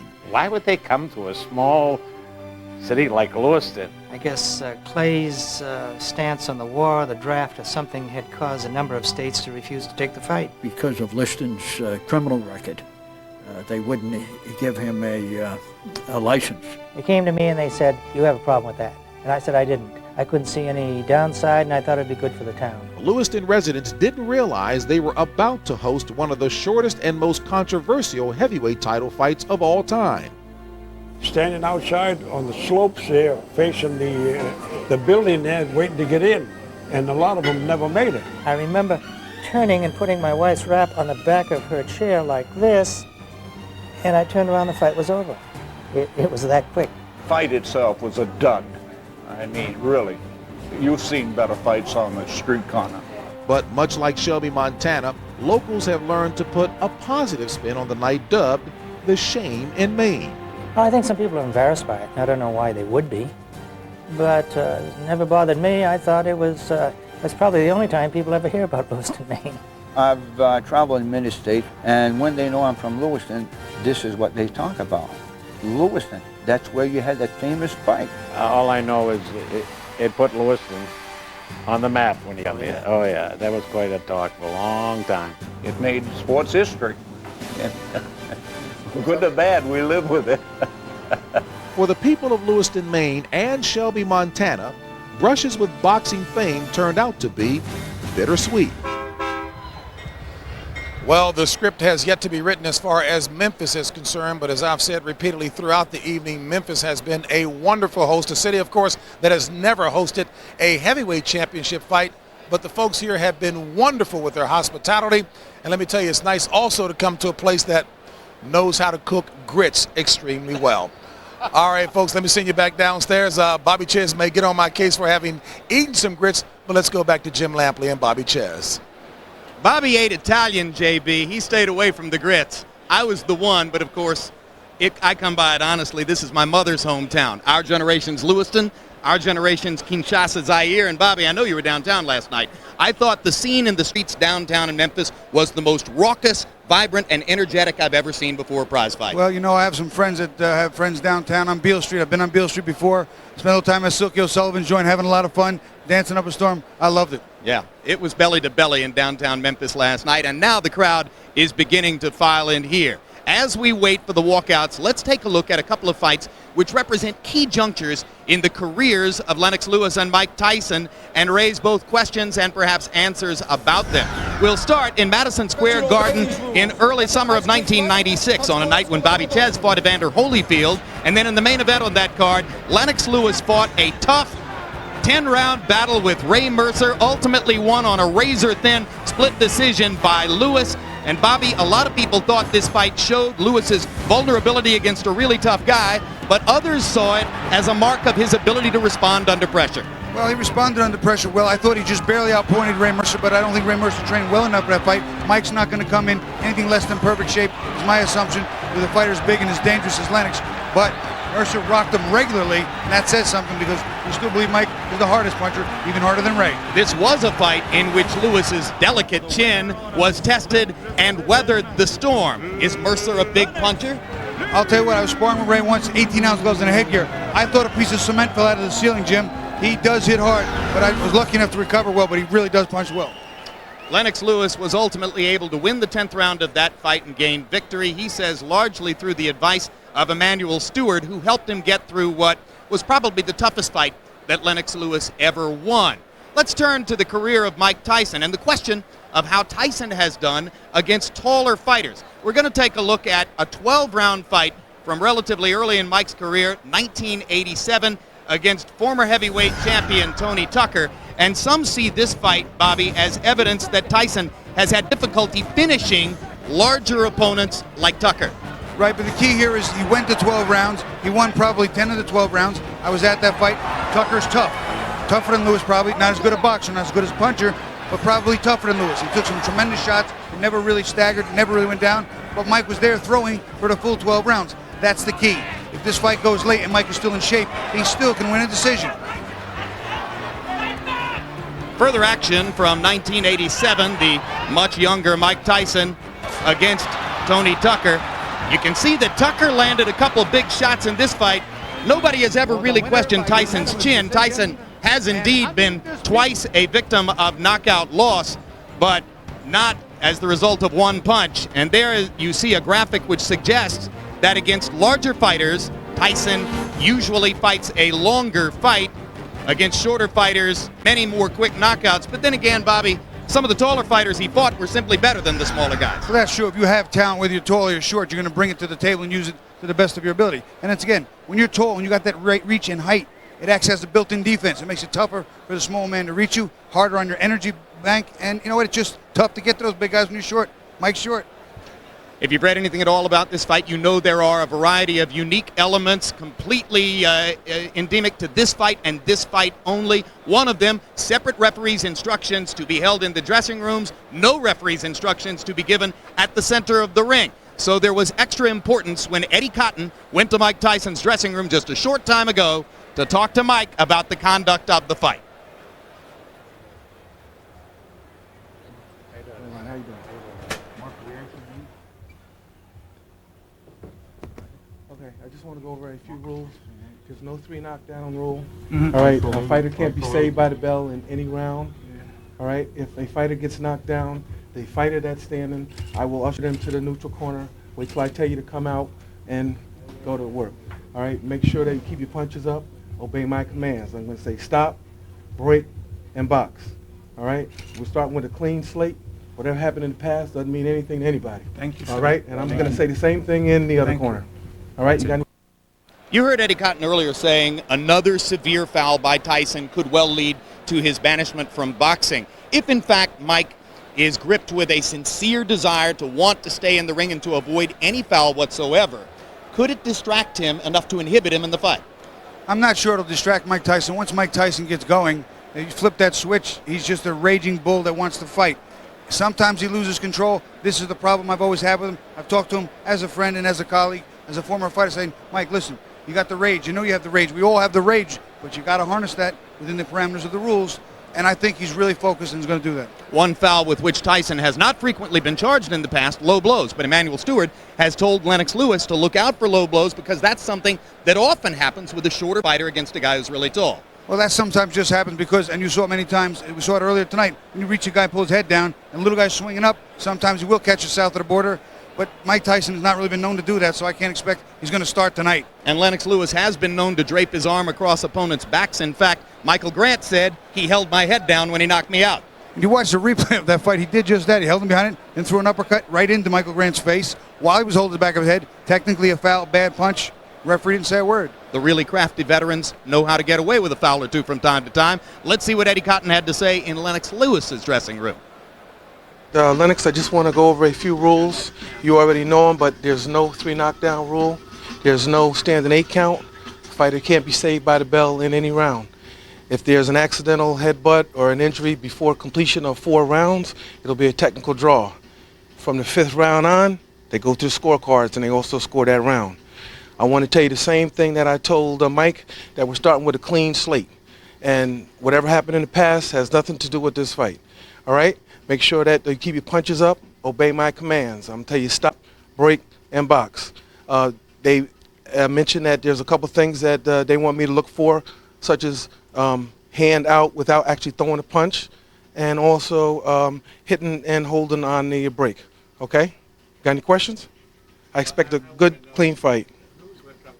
Bobby, when you look back at Evander Holyfield's big win over Mike Tyson in 1996, he seemed to me to disturb Tyson's rhythm early in the fight by grabbing him by the shoulders, muscling him, throwing him around the ring a little bit.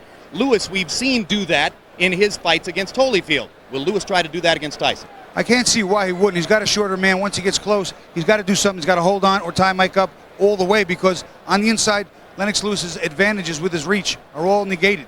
He doesn't have the power on the inside. He has it from the outside. Mike has it inside. He has the range, the reach, the leverage on the inside. He has to do something when Mike gets inside. Otherwise, going to have a long night. And unlike Riddick night. Bowe, a tall fighter who loved to fight inside, Lennox Lewis has seemed to always know it's not his game and has avoided it. He certainly has, and it's smart. If it's not your game, why fall into that trap? Fight from the outside box where you're most effective. Set the fight distance so that it fits your style. That's what he does. We could talk all night about this stuff, but we're closing in on fight time. Let's go back upstairs to James Brown. All right, Jim, and as we take a look at some of the lights outside, a lot of lights and stars on the inside, we're pleased to be joined by yet another. All right, thank you very much, JB. And once again with Bobby Czyz, we told you about separate referees' instructions following a pattern which has obtained all week, separate Blockbuster outlets for renting videos, and, of course, separate weigh-ins 2 days ago. And both camps seem to believe, Bobby, that the scale for the weigh-in was heavy, so we're going to take a look at some weights which probably are not entirely accurate. Here's a look at Mike Tyson's last 6 weigh-ins, and you'll see that 2 days ago he weighed in at 234.5 pounds. Now, trainer Ronnie Shields and others in Tyson's camp said that they believe that scale is 6 or 7 pounds off. So for the sake of argument, since Lewis's camp agrees, let's say that Tyson comes into the fight, Bobby, weighing 227 or 228 pounds. And you can see that earlier in his career, he preferred 222, 223. Way back in the old days, 218. What do you think of 227 as a weight for this fight? I think 227, 228 would be perfect for Mike. But either way, if the scale's off 6 pounds, there's only 15 pounds between them, which I think is about where Mike wanted to be. He thought Lennox might come in a little lighter, to be more mobile, to be a little quicker, to keep Mike's power offset with speed. So they're 15 pounds apart. Mike's a lot shorter. It's all compact. I think 227, 220, if that's what he is perfect for him. Is the benefit of the extra weight to help him take Lewis's punch or to help him deal with Lewis's physicality and gain space in the ring? I think it would be a combination of him being able to lay extra power into Lennox Lewis, hit him with extra hard punches, and as well as the physicality of it is one of those things too. When the big man is pressing on you all night, it makes you tired. It will drain you, it will wear you down. Big George did it to everybody masterfully. Lennox doesn't do it as masterfully, but he still does it. So how big is Lennox Lewis? Well, once again, Emmanuel Steward agreed with Ronnie Shields that the scale was probably off. So though Lewis stepped on the scale and was measured at 249.25 pounds, which would be heavier than his weight in the sensational performance against Rahman last November, Emmanuel Steward says he weighs 243, and that would be the lowest weight in the recent career of Lennox Lewis, significantly lower than in any of his recent heavyweight championship fights. 243 for Lewis. Too light and meaning that he's overtrained, or great meaning that he is in sensational shape? I would translate that into great, and that he's in great shape. He's got to do what he's got to do. He's ready. He's got the power, and he's still got speed now. So you think that just as Mike might have been conscious of Lennox's strength and power in adding extra weight, that Lennox might have taken off more to deal with Mike's speed and movement? Right. I think he's going to be very conscious of the energy he's going to need to expend. He's got to be lighter to do that without being prematurely fatigued. That's why I think he's lighter. All right. Let's go back upstairs to James Brown as we continue to prepare for what may or may not be the fight of the decade in the heavyweight division. Preparation indeed, Jim and Bobby. Folks, we are all done with all of our undercard and pre-fight business. Indeed, the Lewis-Tyson fight is next. The question is, and I think it might be appropriate, is are you surprised? Because after all these months of is it going to happen, where is it going to happen, and will it happen, the time has finally come to forget about all of those questions and focus on a boxing match.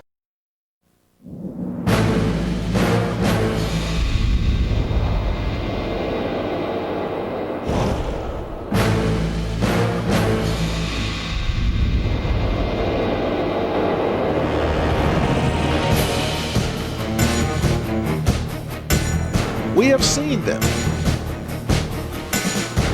We have heard them. He can't stop me. Fuck him. Definitely not scared of Mike Tyson. I'm the best there is. I want your heart. I want even children. Praise be to Allah. The fight is on. It is on for Mike Tyson. 16 years ago, Mike Tyson became the youngest heavyweight champion ever. He was destined to be one of the greatest of his era. But a fight with the Buster stopped the historic path once laid before him. What an uppercut by Douglas, and down goes Tyson. Mike Tyson has been knocked out. Since then, his early career accolades have turned into late career fiascos. Tonight, Tyson will try to redefine his prize-fighting status. Can this be the night of his boxing redemption? The fight is on. for Lennox Lewis, the champion who has proven his ability in the ring. But Lewis himself has also seen his path to the top take a turn for the worse. Most recently between a rock and a mad place. However, he always answered his critics by avenging his losses. It's over. Lennox Lewis got revenge. The question of his greatness has always come down to his opponents. And tonight, Lennox Lewis faces what he considers the last man standing in his era. Mike Tyson, you could say this is the last misfit in my era. Can Lewis finally gain the respect that he truly deserves as the heavyweight champion of the world? Can he once and for all silence his detractors by defeating another notable opponent? Tonight, it is on. Lennox, I'm coming for you. You want it? Come and get it. No more talking. No more waiting. Lewis versus Tyson.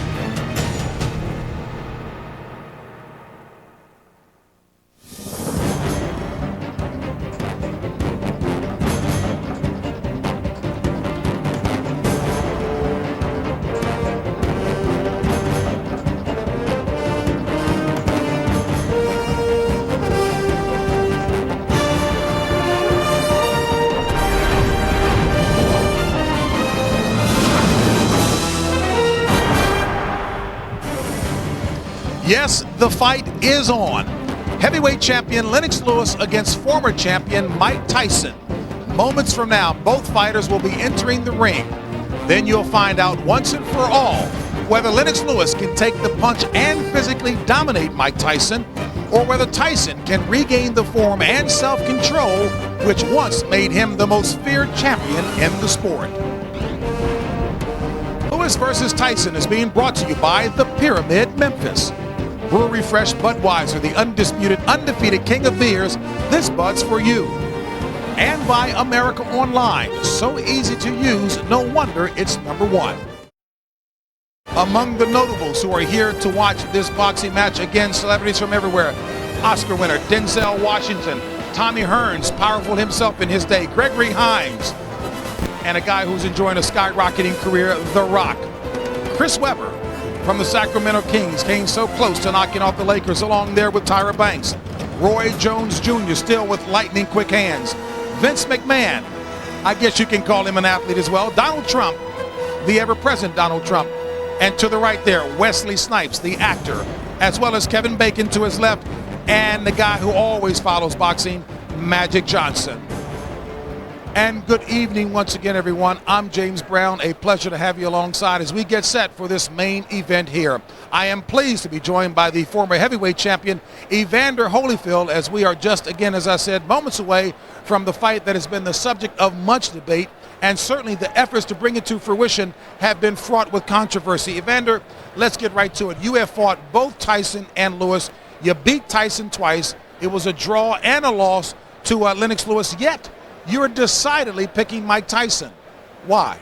Well, styles make fight. I truly believe that Tyson's style offset Lennox Lewis' style. Lennox Lewis is a skillful boxer, but he very unpredictable. He's very passionate. He don't have the passion or the fire that to dictate the pace.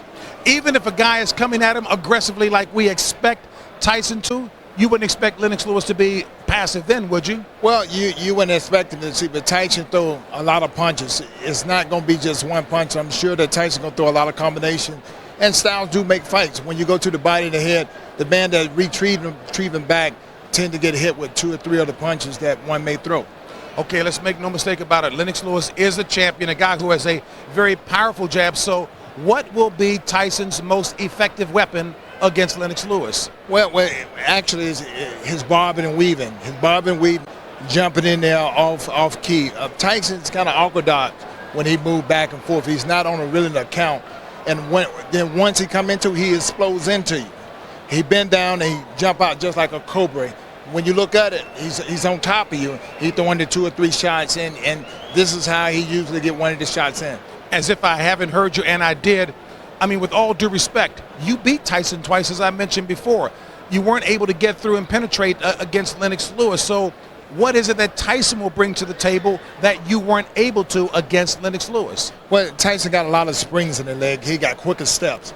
Tyson, he'll leap off that. I don't jump off the mat. Tyson will. Tyson take more chances than I take. And he may throw the right hand. He may throw the left hook. And if he can't reach, he'll jump up in the air and catch you. So he's unpredictable. And so a man that takes chances is always going to connect on one eventually. You looked awfully sharp last week against Hasim Rahman. We know you have a lot at stake tonight, so we'll be watching with interest as well as you. Evander, thank you very much. Thank you. All right, partner.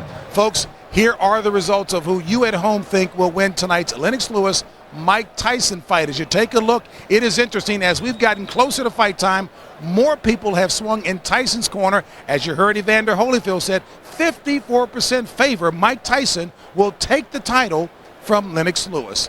And remember to vote round by round on who you think is actually winning the fight. We'll give you results throughout the night's fight. And now downstairs once again to the guys who will be calling the action, Jim Lampley and Bobby Czyz. All right, thank you very much, JB. Well, Bobby, you need not be a Harvard graduate to know that Mike Tyson is going to come to the center of the ring and attack. Emmanuel Steward and everybody else in Lennox Lewis camp says that Lewis is going to go straight at him and try to preempt Mike's aggression with his own aggression. That means this could be a brief, blazing combustion. Is that the fight you expect to see? How could you not after hearing that from both people? Mike Tyson fights in one direction forward and one speed very fast. If Lennox Lewis does what Emmanuel Steward said, comes out looking to get his pound of flesh, looking to get his respect and put some hurt on Tyson, they have to meet in the middle of the ring and there has to be an explosion. I think early, the first 2 minutes of the first round, maybe even the first 2 or 3 rounds, this fight has to be explosive. If someone's still standing after that, it may level off. I just don't think so. Good seats still available, but it's getting late. Let's take a look at the tail of the tape now for Lennox Lewis and Mike Tyson. Both of them getting up in years. Lewis will be 37 later this year. Tyson will be 36 at midsummer. 6-inch height advantage on paper for Lewis. Some suspect it's even bigger than that. 13-inch reach advantage for Lewis. An advantage when he's outside, but can Mike get inside of that big reach advantage? And the unofficial weights, I say unofficial, well, let's call them the official weights, because this was done on the Tennessee scale. 249.25 for Lewis, 234.5 for Tyson. Both camps agree, as we've told you, that the scale was off 6 or 7 pounds heavy. They say Lewis weighs in the range of 243, Tyson 234, not that, but rather about 227 or 228. Rules of the bout with Bobby Czyz. Thank you, Jim. This fight, we use the rules of the Association of the Boxing Commissions. Scoring is a 10-point must system with no standing 8 and no 3 knockdown rule. The fighter cannot be saved by the bell in any round. Only the referee can stop the fight. And in case of an accidental foul, we go to the scorecards after round number 4.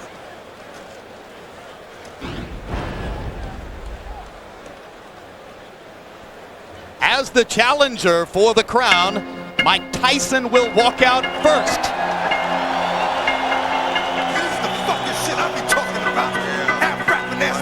And here comes Iron Mike. You think it's so fucking gay? Come on! Come on! What y'all really want? What y'all really want?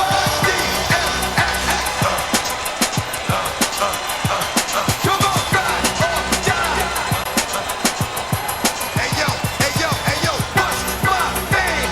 DMX and I be the best. You see the rest, they looking like they need a rest. One more time, I'ma spit at you some shit that's gonna get at you, be fucking with your mind. Stop talking shit, cause you out there running your mouth, really don't know who you fucking with.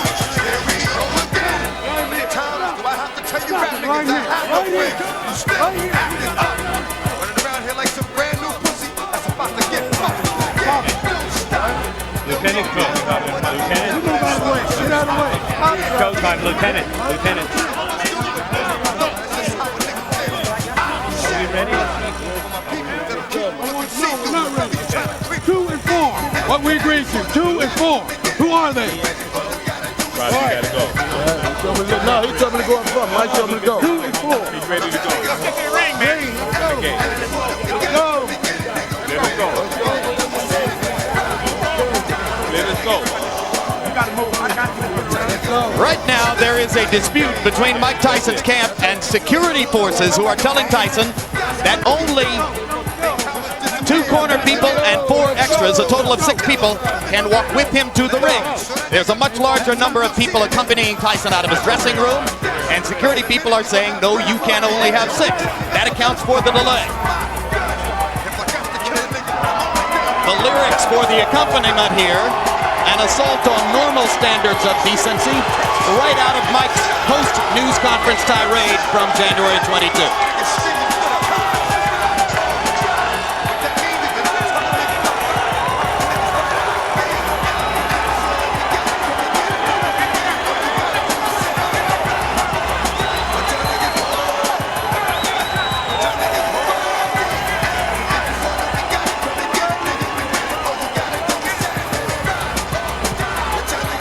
Just a thumbnail judgment, Bobby, based on what we've seen here the past few days. The crowd in the arena overwhelmingly in favor of Mike Tyson.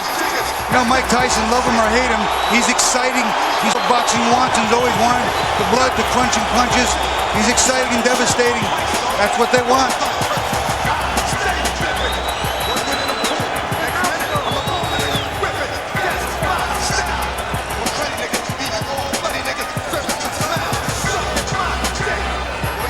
Just as was the case when first he burst on the scene 16 years ago. He enters adorned only by a towel with a hole in it, black trunks, black shoes, no socks. Vintage Mike Tyson.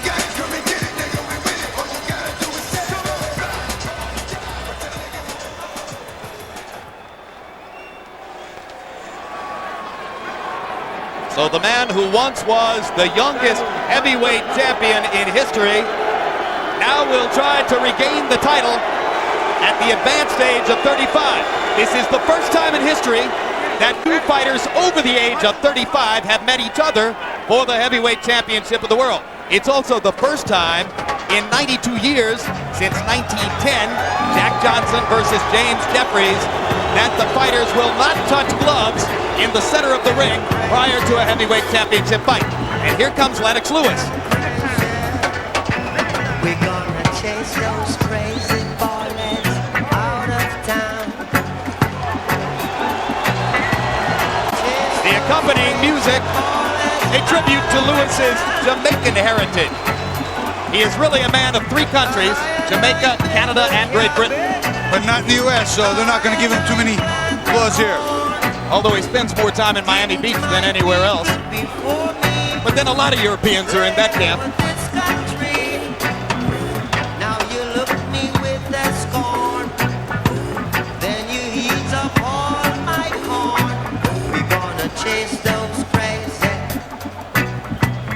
chase them crazy, chase those crazy ballers out of town.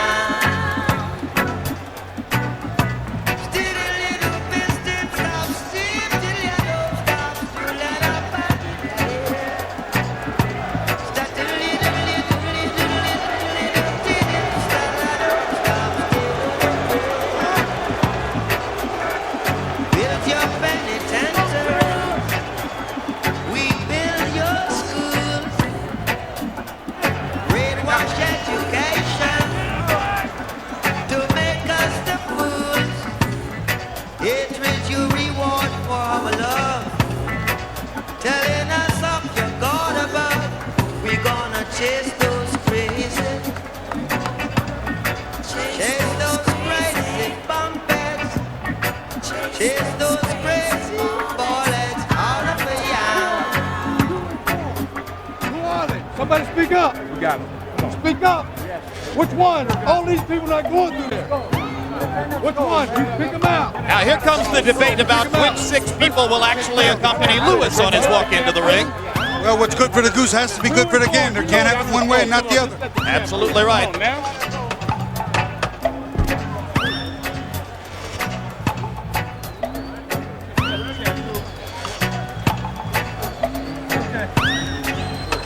Crowd inside the arena wondering what caused the delay, maybe thinking that Lewis has been slow to exit the dressing room, but of course he's right on cue.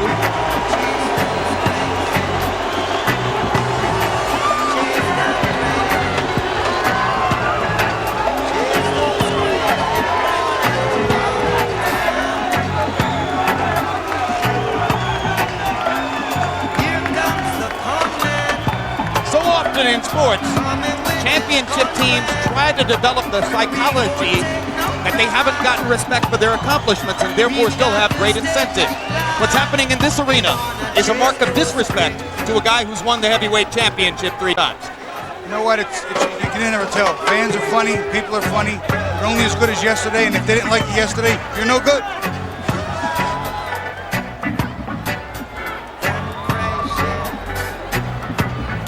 So Emmanuel Steward goes in first, and Lennox Lewis steps between the ropes.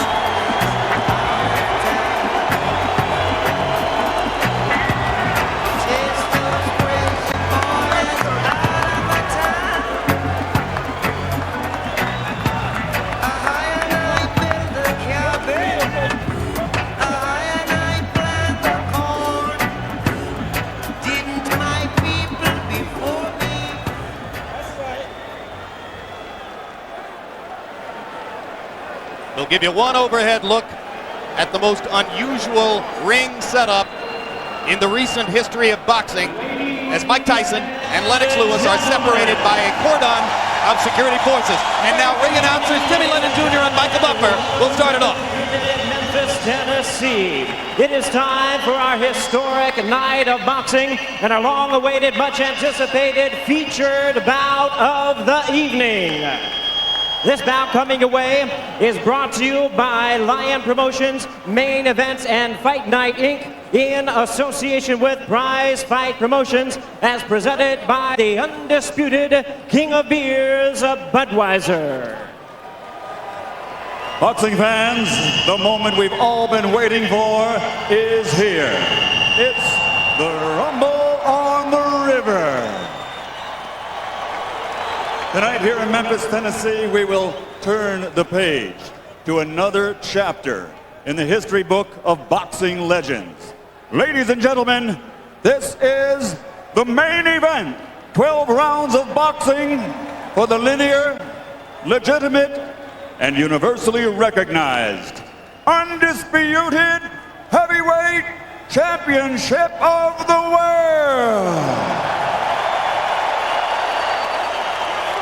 Sanctioned by the World Boxing Council, the International Boxing Federation, the International Boxing Organization, and the great state of Tennessee. Representing the WBC, President Jose Suleiman, Supervisors General Kobet Paktipum and Rex Ross Walker. For the IBF President Marion Muhammad, Supervisor Linda Torres. The IBO President and Supervisor Ed Levine, and the Tennessee Commerce and Insurance Commissioner is Ann Pope. The 3 judges assigned to ringside scoring this contest on the 10 points must system are from South Africa, Alfred Bukwana, from Thailand, Anik Hongtongkam, and from Belgium, Bob Logis.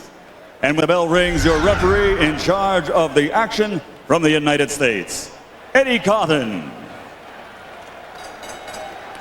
All right, fans, here we go with the main event of the evening.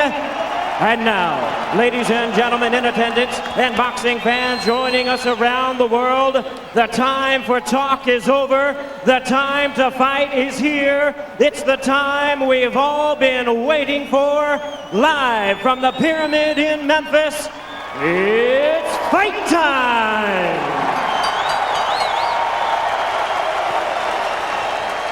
Introducing to you first the challenger on my right. He is fighting out of the blue corner, entering the ring wearing his traditional solid black trunks and hailing from Catskill, New York.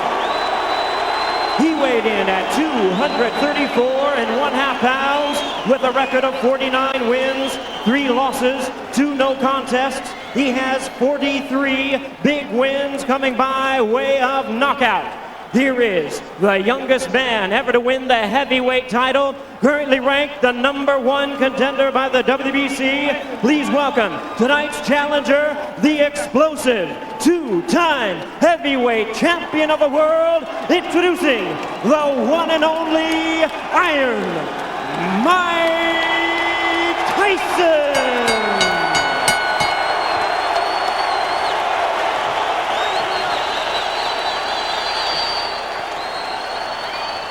And hiding out of the red corner, wearing white, trimmed with red letters, and officially weighing 249 1/4 pounds. He captured Olympic gold in 1988. Now, as a professional, he has 39 victories, including 30 knockouts and 3 world titles. He has 2 defeats and a draw, all by way of rematch have been changed to victories, making him one of the few men in boxing history to have virtually defeated every man he has ever faced.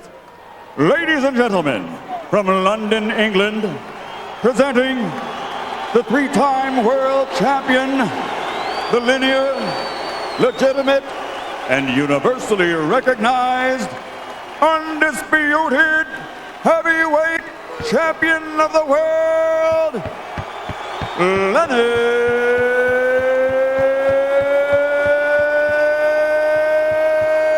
Lewis.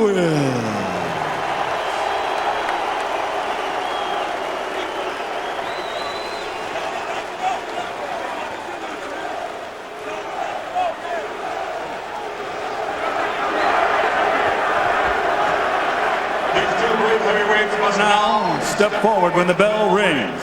Only one will be Destiny's hero.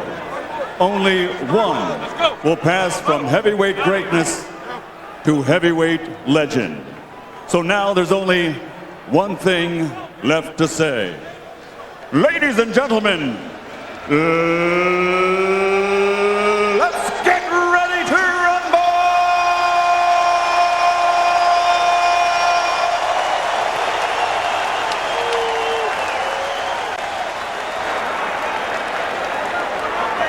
19 years ago, 17-year-old Lennox Lewis, then a Canadian amateur star, was taken to upstate New York to spar with 16-year-old Mike Tyson. They lived in the same room for a week, sparred every day in the gym. As Lewis puts it, he bloodied my lip and I busted up his mouth. Now they get together again as professionals, as Tyson's late trainer Casamayor had predicted they would. And here we go.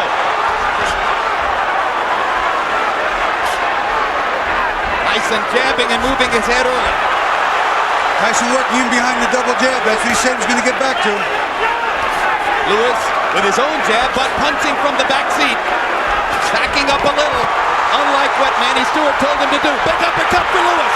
He thinks Tyson's hurt. What happened there? Mike charged a little prematurely. Got off balance and Lennox took his shot. It's been a long time since Mike Tyson has been hit with a puncher who has the kind of power Lennox Lewis has. Tyson gets in a left hook. Lewis counters with a right as Tyson misses wildly with a second left. Lennox is going to have to hold on, but Mike's coming in behind punches. Look, we're going to see a lot of this fight. The attrition factor is going to become big. Lennox is going to lean on Mike, try and frustrate and hold him, tie him up excessively. All right, stop it. Come on, stop it.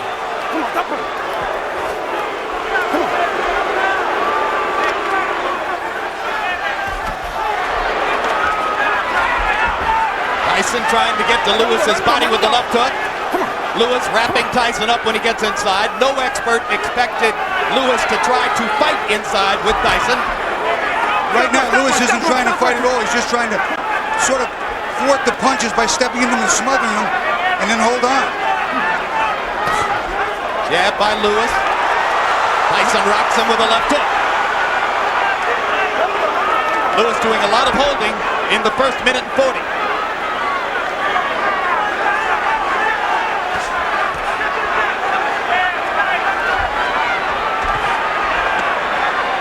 Tyson half blocked Lewis's right-hand shot. Mike not jabbing his way in though, Bobby, just walking in. Well, he's trying to jab his way in, but he's trying to get the right hand to land somewhere too. To hurt Lennox so he can get the left-hand combination following.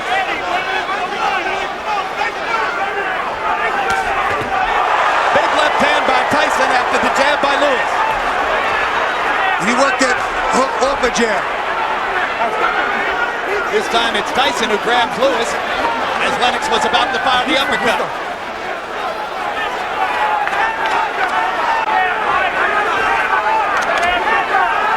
Lennox is looking to try and time Mike with that right hand. There you saw it.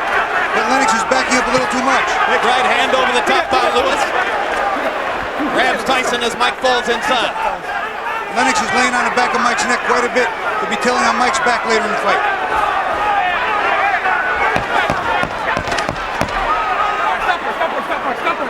One punch at a time. Neither fighter has put together a coherent combination in the first round.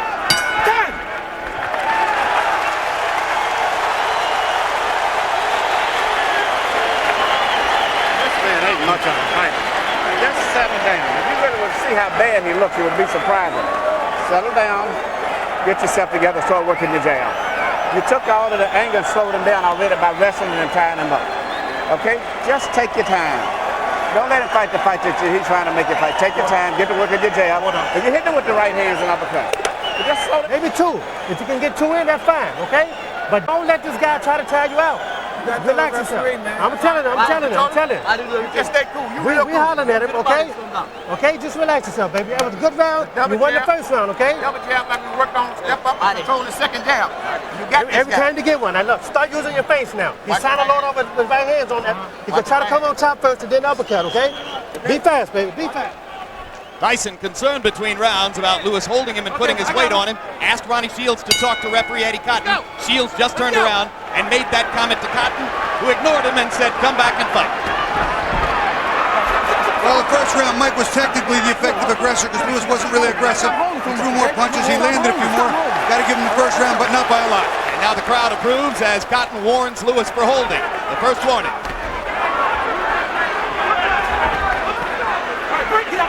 Nice and easy, Mike. Nice and easy. Come on. Uppercut. Half blocked. Yeah, the uppercut landed on the elbow of Mike. Coming in, he's got his hands tight. Even there, not really hitting a lot on the way in. It seems that Lennox is more concerned with finding which arm to grab first rather than get his punches in. Jab by Lewis. He hasn't really gotten it going. Now he starts to work in rhythm. Tyson lunging, firing with the left hook. Lewis was gone. Pick up. Nice and easy. Come on, pick it up.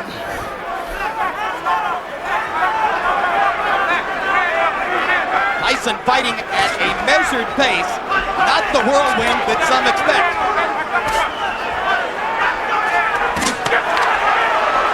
Lewis seems to believe that the uppercut is going to be a big weapon for him here. It has to be. The big man gets leverage with the uppercut. Mike's coming in, he's ducking down under the punches, and walk right into it. But there, Mike, even with the double jab that he's short, he needs to throw the right hand. As Lennox dips with that right uppercut, Mike needs to fire a straight right hand. He'll catch Lennox on the way in. Lennox seems so eager to throw the uppercut that he may throw it from outside.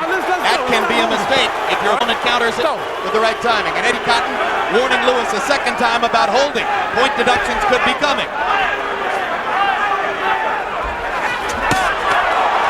He hit Mike with that uppercut clean, rocked Mike's head. Get out!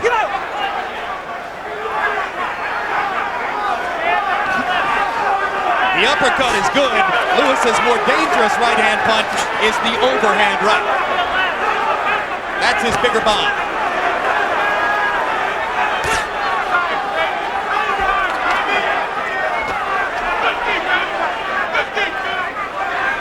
As round two progresses, Mike Tyson is falling into a pattern of lunging and throwing one punch at a time, Bobby. He's not using the jab. There he's trying to use it, but not using it well. He's got to step to it. He can't worry if the jab lands. He's just got to get him to the inside where he's got to fire the right to the body, to the jaw, and follow with the left. At that time, as they joined together, Lewis held his arms in the air as if to say, I'm not the one who's holding, Eddie.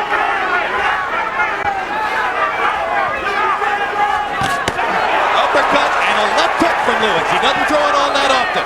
For a nice right hand uppercut and the left hook was beautiful. Mike put it on the chin very well. But this round is all Lennox Lewis. All Lennox Lewis in round two, and increasingly so as the round progressed.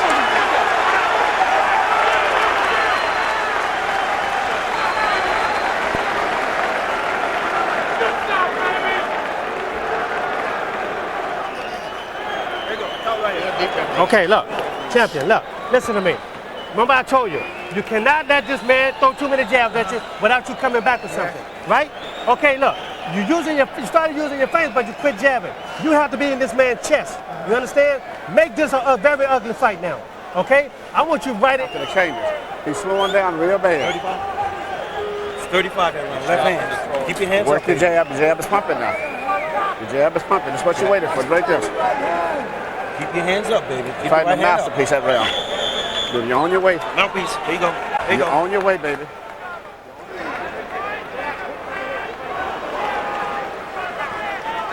Seconds out!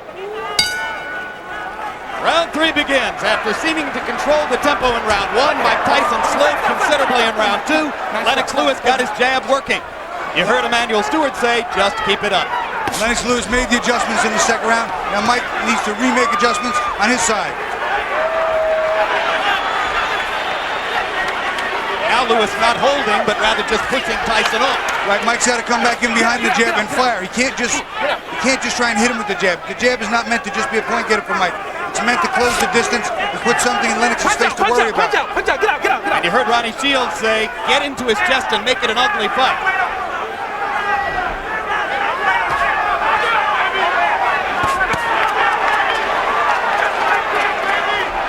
The more they fight from this range, the more Lewis's chances increase.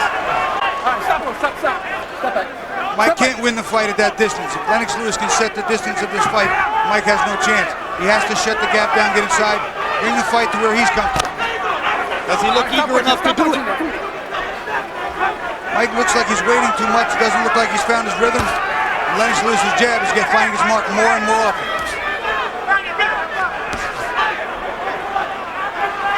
Lewis picking Mike Tyson off with the jab as Mike tries to step in, able to keep Tyson at long range so far in round 3. Get out. Come on.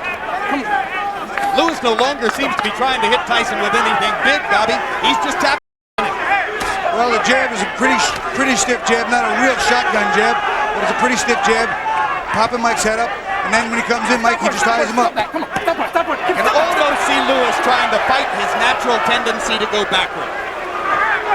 His mind wants to go forward, his body wants to lean back. And I sometimes think his body wants to go forward, his mind keeps pulling his body back because he's worried about getting hit with those shots. There is blood around the right eye of Mike Tyson. Tyson blinking a little bit and looking momentarily distracted by what seems to be a nick somewhere near his right eye. That would be the product of Lewis's jab. And there's a huge left hook by Tyson, but Lewis took it well. Lewis took it well. Didn't seem to be anything there. Stop punching. That was Mike's best punch of the fight, but the Lewis chin held up. And now Tyson begins to paw at the blood on his right eye, and Lewis busts him with the right hand. Look at Lewis dropping his hands to his waist. Let's go. Well, you know what? Come on, let's go. More than one man has gotten cocky and lost because of it. Not the time or the man to do it against. That's where Lewis was holding his hands when Hasim Rahman knocked him out in South Africa. I rest my case.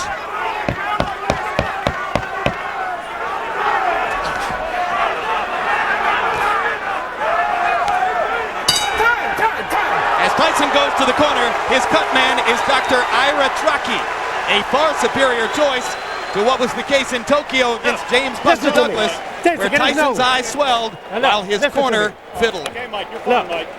You got to relax yourself. Give me a towel to wipe him. Give me a towel. Real relax. Nice and relaxed. Now, Mike, look, listen to me. Now, look, you let this guy have his way on the outside. You understand? Don't let this man have his way on the outside. You got to be close to this man. You understand? You got to stay close. When you get close, shoot your uppercut and go to the body with this man. Okay? Use your feet. He can't deal with nothing coming to him. This fight's gonna be over with if you do. You sit down and get yourself together. Drink. You can't just be content just to do this shit and do this. And shoot that damn uppercut some. The man is tired. Watch Lennox Lewis use that jab really effective. Popping Mike right on the eye. Popping Mike right off the side of the head. That jab very effective in that round, and the round previous probably is what opened that cut. So as round 4 begins, Lennox Lewis has gotten the fight to go in the direction he wanted it to go. But Emmanuel Steward still didn't seem happy between rounds. And Tyson again lands a left hook, but again Lewis is unfazed. Jab, jab, jab. Uppercut. That's been the Lewis pattern. Lewis is fighting a smart fight, jabbing and tying Mike up on the inside. Jab on the wing, get the points. Hit him with the right hand. Right hand. Right cross landed flush for Lewis. But Tyson took it well. He's got a good chin, Bobby. Mike's got a good chin. He's pretty tough. You're not going to stop him in one shot. I don't think so. I really don't. Another solid right cross, though. You can't take too many of those. You sure can't. Knocking a man away is 250 pounds. Tyson misses the left hook. Lewis counters effectively with the right. Big round for Lewis so far. Body shot by Lennox Lewis. I think right now Mike Tyson's a little bit dazed. I think he's extremely confused. He's not blocking Lewis's right hand, Bobby. Now some head movement.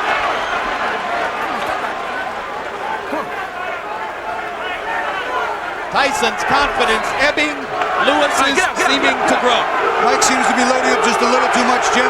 He's taking a fraction of the speed off his punches, giving Lennox enough time to cover up.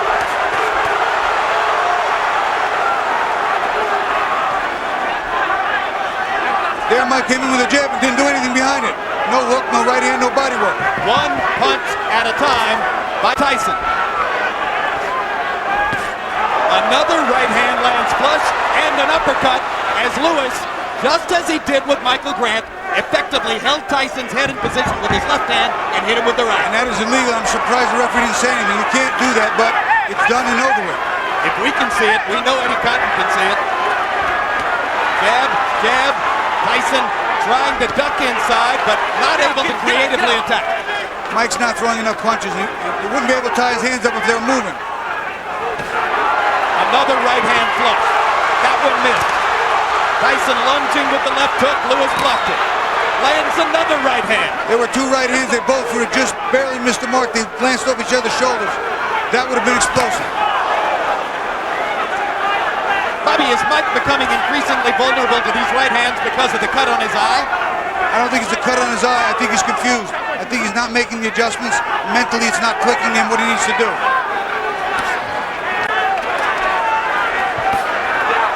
And more. Down goes Tyson. It's not going to be ruled a knockdown because Eddie Cotton is going to say that Lewis was holding him while he hit him. Lawrence Cole, what's the ruling here? He got pushed down, so that would not be a knockdown. He leaned on his back after that punch was gone, and then he pushed him down. Oh, they're dicked up in a point. Now Eddie Cotton is going to deduct a point. He hit him in the back. Lewis the point was for hitting him in the back, I believe. He hit Mike, he helped push Mike down, and then he hit him in the back. So Lewis loses a point. Don't turn it by him. Get this motherfucker out of here, man. Listen to Emmanuel. You're ready to get caught with some crazy shit. Step it up, the man is finished. Put them shits together, baby. You ain't never took it to himself. Get your hands. You cannot just run in. The right hand is down. When he jab, throw the right hand and no hook behind it. Okay? Just give me a deep breath, champ. Okay? You can give me another round like that. Watch Lennox Lewis on the way in. Mike bends. Now he's on the top of him, and he punches him in the back as he pushed him down a little bit. The weight of a 250-pound man, a little tough. Here you see him, look, jump on the back of his neck, push him down, and hit him in the back. That's a foul. Technically, that's a clean foul. I mean, that punch was nowhere near hitting legal territory. But in the round, Lennox Lewis landed a series of right-hand shots, and Mike Tyson did all but nothing. Mike Tyson right now is having problems adjusting. This round is going to be indicative of how this fight could turn out. If Mike Tyson can come back in this round. Tyson tries to counter Lewis's jab with the right hand, misses wildly. Lewis on target with another combination. Bobby, how do you have it scored so far? Well, I had first round for Mike, the next three for Lennox Lewis, but because he lost the point, he's only ahead by 1 point. The last round I would have given him, but it drew even when they took the point away. Now there's blood on Tyson's left eye. So both eyes are bleeding. Stop punch. Come on, let's go. Get up.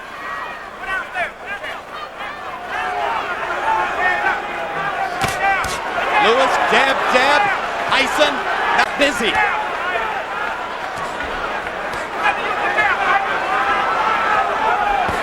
Mike is resorting. You see Mike resorting to just bending and looking to leap in with a punch. David Tua made the same mistake. Mike's supposed to work him behind the jab. The jabs don't even have to land. He's got to hit him. Cut by Lewis. And again, he holds Tyson's head while he hits. And Eddie Cotton says, don't do it. Look at me. You can hold a punch. Don't do it again. I'm taking another point away. Let's go, Mike. Mike Tyson's eyes are in bad shape, Bobby Czyz. Mike Tyson's eyes are cut, they're starting to swell. Lennox Lewis is having his way. If Mike doesn't start to put some hurt back on Lennox, see, he can't stay out there. He's just got a jab, and even if the jab doesn't land, just use it as a gap closer. But now there's a danger sign for Lewis. With Tyson hurt, Lewis seems to be waiting for one big shot now. You know what? That's not a smart thing to do. I think he should just work the way he's been working. Work behind the jab like that. He can win the fight easily just by sticking the jab, or so it would appear. Tyson hasn't looked dangerous for the last couple of rounds. Lewis moving, Tyson finally steps in and fires a body shot. Mike has no work output right now. He's got to throw punches. He's being outworked, and he's being played with. He's being target practice. Not good for Mike Tyson. Lewis able to load up on the uppercut and still landing it. He's able to do whatever he wants. Mike's not posing a threat to him at any part of the combination execution. It is rapidly becoming what some boxing experts predicted might be the case, a technical mismatch between a veteran fighter who's been in the ring the whole time against top opposition and has a lot of craft, and another guy who may well have squandered too much of his ability.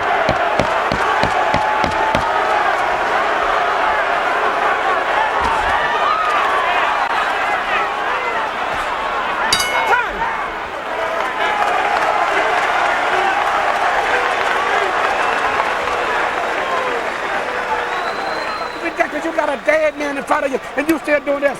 Just let that shit go. This fight is over with. You gonna fuck around and let him catch you with some shit if you don't watch. This man is dead out there, but he wants to quit. And you out here playing. No. Give me all you got one round. Just let me go hands. I just want your hands moving this round. Can you stay close to this man and get your hands moving in front of me? Mike, you go out, you're fine. No, I need your hands moving. You got too much distance. You let this guy jab the hell out of you. You got to move your hand. Now we got to win this. Doing this, the man has said that let this shit go. Right hand over top, right hand uppercut. Stay alert, Lennox. And as long as this fight going, this man is dangerous. You better get him out of here. Right now. Exactly. Goddamn right. Now, this is ridiculous. Stay alert. Hands up. Lennox Lewis unloading at will. Here's a right uppercut that looks like opened the cut over the left eye of Mike Tyson. Turned it up nice and inside and followed with a little short inside right hook. If Tyson's trainer, Ronnie Shields, seems disappointed and bewildered by his fighter's performance, Emmanuel Steward is incensed, screaming at Lennox Lewis, you got a dead man in front of you, quit screwing around. Well, what Emmanuel Steward says is right to a degree. Not that he's a dead man, but when he has Mike on the ropes, close him out. Don't give him a chance to get back in the fight. He's dangerous at all times. Now Lewis begins to expend more energy and again fires a right hand down the pipe. Mike's just not punching. Mike's confused. The jab's in his face. Right hand's behind it. Lennox doing what he wants at his leisure. How many right crosses can Mike Tyson take? That was big. Boy, Tyson's got a good chin. He's hit Mike Lee with some big punches, and he's a good puncher, Lennox Lewis. Mike's showing a rock chin. When he hit David Tua with two of those shots in the first round, Tua didn't want much part of him from that point forward. Crunch with the body shot by Tyson. One punch at a time, though, won't get it done. It absolutely won't. One and done. He's never going to win this fight. Lewis misses with that right hand, begins to paw again with the jab, and Emmanuel Steward gets another stricken look on his face in the Lewis corner. Lennox Lewis is content right now to just stay outside, stick the jab, and not really try and put a hurting on Mike. And Emmanuel Steward wants him to finish this.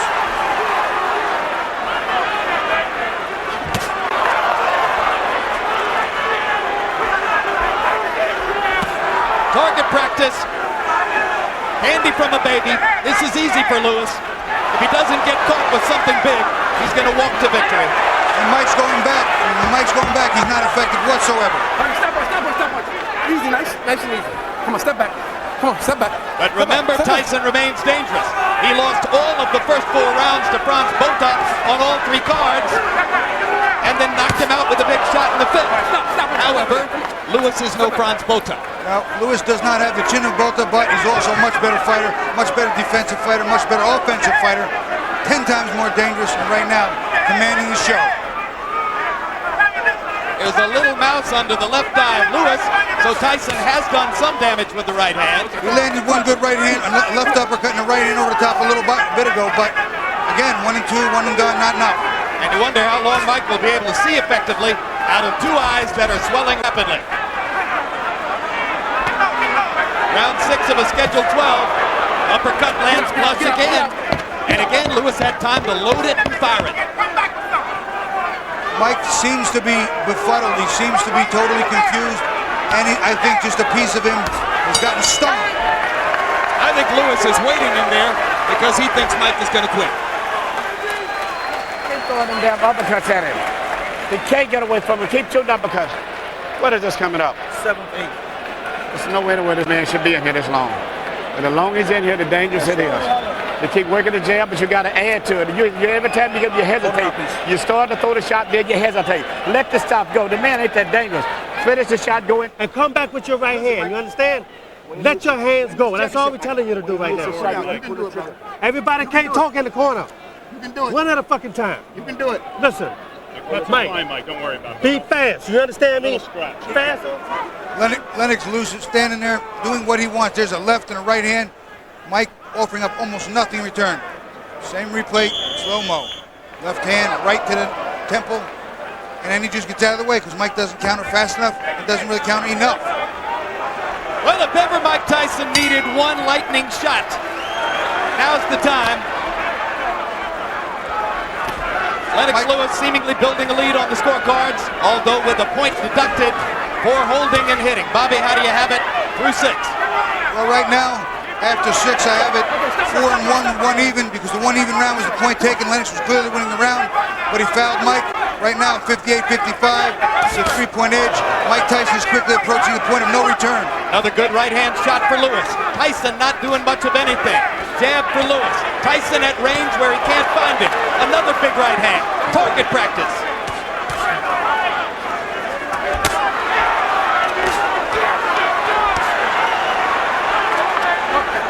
Don't show the elbow. Don't show the elbow. Now Eddie Cotton finds another foul. Well, Lennox Lewis pushed off with a forearm, which is technically illegal. It's not called an awful lot, but nonetheless illegal. Biggest upset of the night. Every warning by Cotton so far goes to Lennox Lewis. Mike Tyson hadn't been close to committing a foul. He really hasn't. He's a little too docile tonight, all the way around. I see no meanness in his eyes. Now blood trickling from the nose of Tyson, as well as both eyes. Oh, huge right hand by Lewis. That was mostly blocked by Mike, but he's not offering up anything back. He threw a small left hook to the body, nothing there.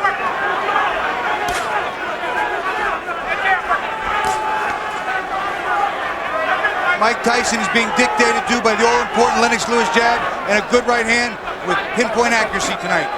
Mike Tyson is being dictated to by craft, technique, professional skill. That's what Lewis has in addition to his size. And he certainly demonstrated some of the very best of it tonight. Huge right hands. They're missing, they're glancing blows, but Tyson's doing nothing in return, and the blood and the swelling increasingly distracting to Mike. Get out, get out. Come on, get out.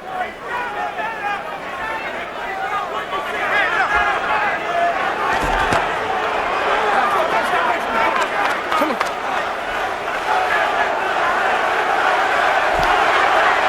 I don't know if Mike Tyson has enough energy to do what he's going to need to do to win this fight by decision.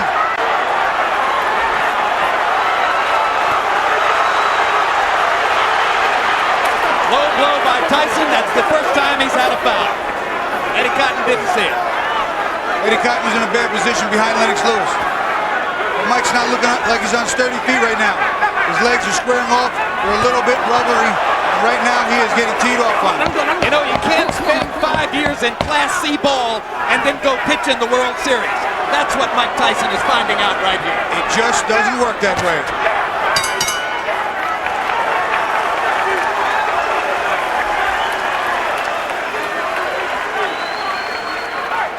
Listen to me, champion. No, listen to me. Listen to me. Why, Mike? No. Cuts are nothing. No, you understand? Listen to me. You're fighting for the heavyweight championship again. You understand? Not many people can do that. You understand? Now look, I'm not going to sit out there and just let you do this. You understand? You have to throw your punches. You understand? For God's sake, you have 2 hands. You understand? Just let your hands go. Yes, you can. No, let your hands go. Let's hug it up to him. I want your hands to move. You done took this guy's best shot. This guy got nothing for you. The guy you done took his best shot. This guy's getting tired. It's time for you to go to work, brother. Come on, man. Go to work. You took train his hard. best shot. Lennox Lewis using that jab and another right hand, left hook behind it, just constantly working a beautiful right hand over the jab. Lennox Lewis keeping Mike at bay with the jab. An overhead view. There's a poke in to the left. There comes the right hand over the jab. Mike not throwing enough punches to make Lennox worry about anything.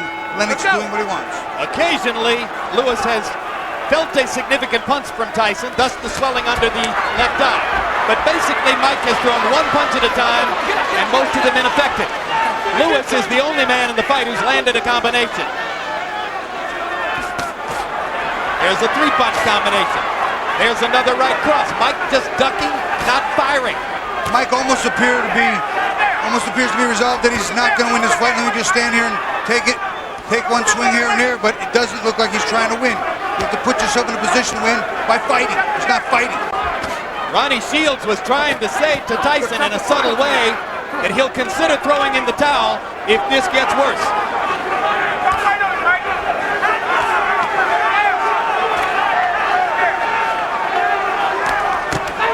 What a letdown it would be to the Tyson public to see Iron Mike throw in the towel.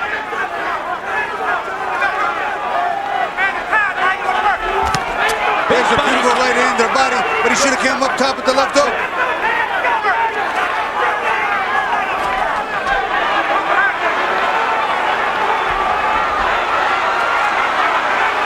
Tyson trying to let his hands go, catches 2 huge uppercuts. Why did Eddie Cotton pull him off? And I called him a knockdown. I think he might have grazed the canvas. I'm not sure. 7, 8. You all right, Mike? Come on, you have to go, Mike. So it's being counted as a knockdown because there's no standing 8 count in effect.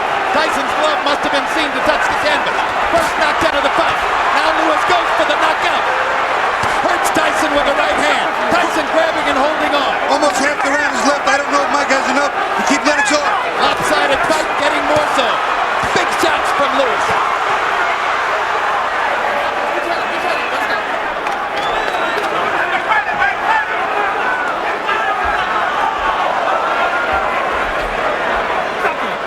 Tyson gets in an uppercut.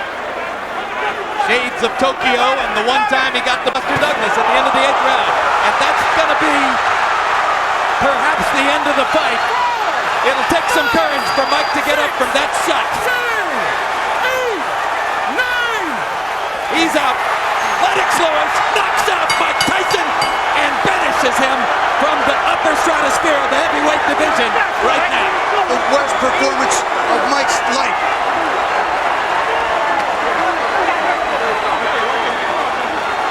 He was in against a guy who was way too good. Last man standing. Everybody back. Give me some water. Give me some water. Give me some water. Here, Mike, take some water, Mike. So even though Emmanuel Steward thought it should have gone quicker, Lennox Lewis gets the last laugh. His wisdom plays out. He played it coolly in the ring, and he waited until Mike was most vulnerable and took him out. Lennox didn't take any stupid chances. It's a smart move. It was smart boxing. He dominated Mike from start to finish. Mike never got on track, and Lennox didn't let him get a chance to get in the game. Would you call that one of the better Lewis's performance you've seen? That may be the best performance I've seen Lewis to date.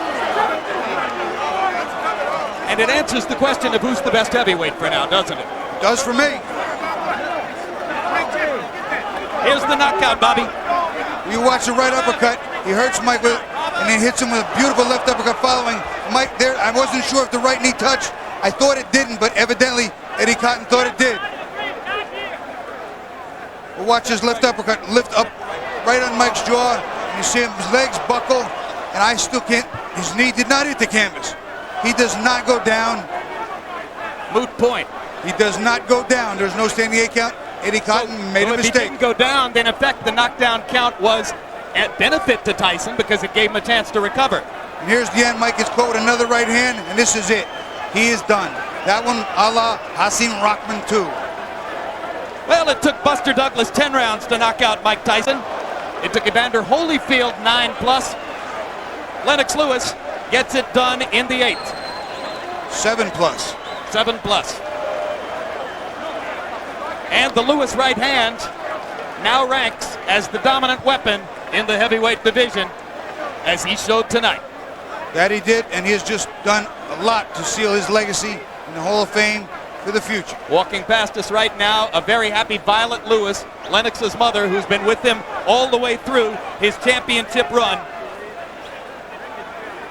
Lennox Lewis, world junior champion, Olympic gold medalist, 3-time heavyweight champion, knockout conqueror of Mike Tyson. What else could he prove, Bobby? Right now, there's not much he can prove. I'm sure he wants to be undisputed one more time. I'm not sure the winner of Ruiz or Kirk Johnson will face him, but I bet you that's what comes out of his mouth in the interview. He'd be a heavy favorite over either. Here are the official particulars. Ladies and gentlemen, tonight here in Memphis, Tennessee, the legacy of a 3-time heavyweight champion has been embraced as the referee reaches the count of 10 at 2 minutes, 25 seconds of round number 8. The winner by knockout victory and still the undisputed heavyweight champion of the world, the pride of Great Britain, Lennox Lewis.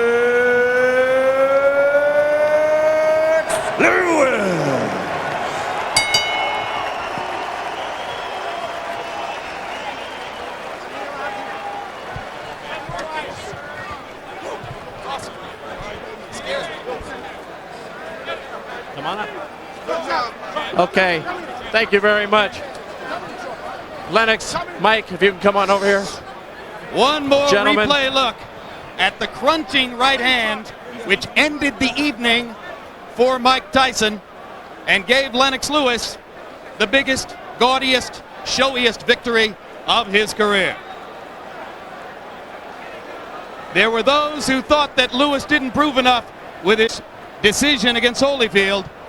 Let's see what they think now. And let's go into the ring where Jim Gray is standing by with Lennox Lewis. All right, thank you very much, Jim.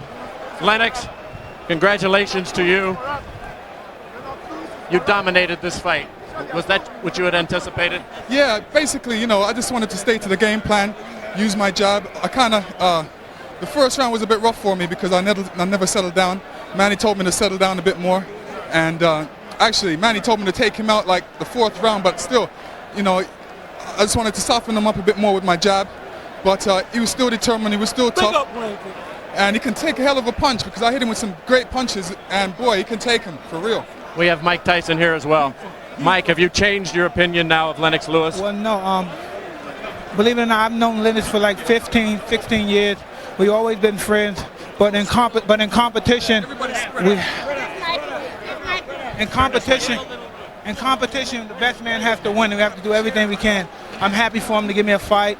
The payday was wonderful. I really appreciate it. And if you could be kind enough, I'd love to do it again. I think I could beat you if we try one more time. Mike, what gives you any indication that you could beat him after this performance? And was it a lack of quality opponents going into this that hurt you? I explained before I needed 2 more fights or 3 more fights to fight him. But I believe if I would have took that route, the fight probably would have never happened. He wouldn't have waited for me. And again, he was just splendid, a masterful boxer. I just take my hand off to you and just please, if you can just give me one more chance, I'd be greatly appreciative.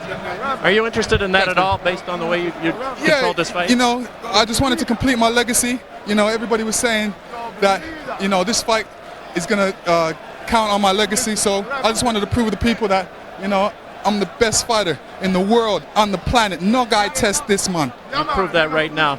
You were quite annoyed. You had some very derogatory things to say about Mike coming into this fight. You said you had to win this fight to clean up boxing. Do you feel you've accomplished that?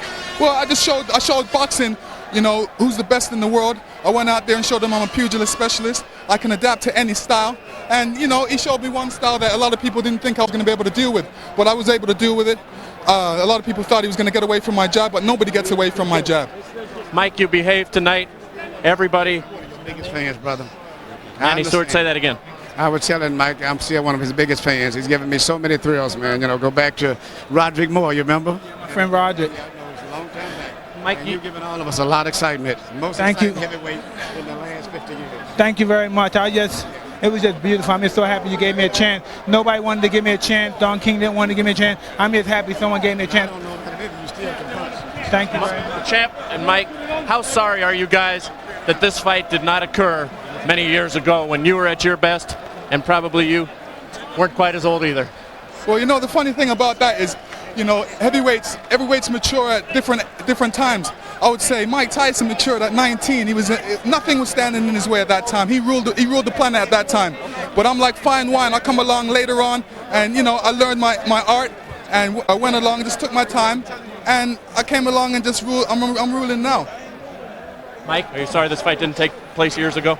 It wasn't meant to be. I've known Lennox ever since he was 16, 15 years old. I have mad respect. Everything I said was in proposition for promoting the fight. He knows I love him and his mother, and I know if he thinks I don't have respect and don't love him, he's crazy. So you're saying a lot of the behavior, Mike, is just to sell tickets, and that doesn't represent your true feelings? Well, he knows who I am, and he knows I'm not disrespectful. I respect this man as a brother. He knew me ever since his friend Vernon and Cuss were together, and he knows I have the much respect for him. Like I said before, he's a magnificent, a prolific fighter, and he should continue fighting. I would just love for him to give me another shot. How important was it for you tonight, Mike, to come out here and be a sportsman and behave in the ring? Oh, no, it was very, but I said I love and respect him too much to do anything disrespectful to him. And he knows that. And for him to think that is absolutely crazy. Mike, we appreciate your time. You're most gracious in defeat tonight, and I think a lot of fans out there will appreciate the way that you've handled yourself tonight after some disappointing moments and some behavior in the past that hasn't been very well at all. Cheers, mate. Lennox, what now happens for you? Where do you go now? You've basically proven everything. You've beaten everybody. You've avenged the losses you've had, and you've conquered the man who you said would make your legacy. What now? Well, you know, I'm gonna take one day at a time, see what happens after this. I just wanted to complete this goal. Everybody was asking me what I'm going to do after this fight, but you know, I'm the best fighter in the world. I just wanted to prove that to the whole planet, and you know, I'm going to take one day at a time. When he bit you, what was your reaction back on January 22nd, and did you think this one was going out the window? Shit, I was shocked, you know, because I'm saying we're two fighters. We're going to fight it out. Why not? Let's fight it out. But the man grabbed my leg and bit it. I was shocked, and then in some way, I thought he was trying to get out of the fight. But then I said, you know what I'm going to do? I'm going to get him back in the fight, you know. Biting was first blood. I got second blood tonight. Well, let's take a look at that second blood. We have a chance to look down at the monitor. If you'll jump forward here for us and tell us what happened on the knockout punch. He had already gone down with a standing 8 count. I was noticing he was ducking to his left, to my right, and I just wanted to catch him as he was doing that.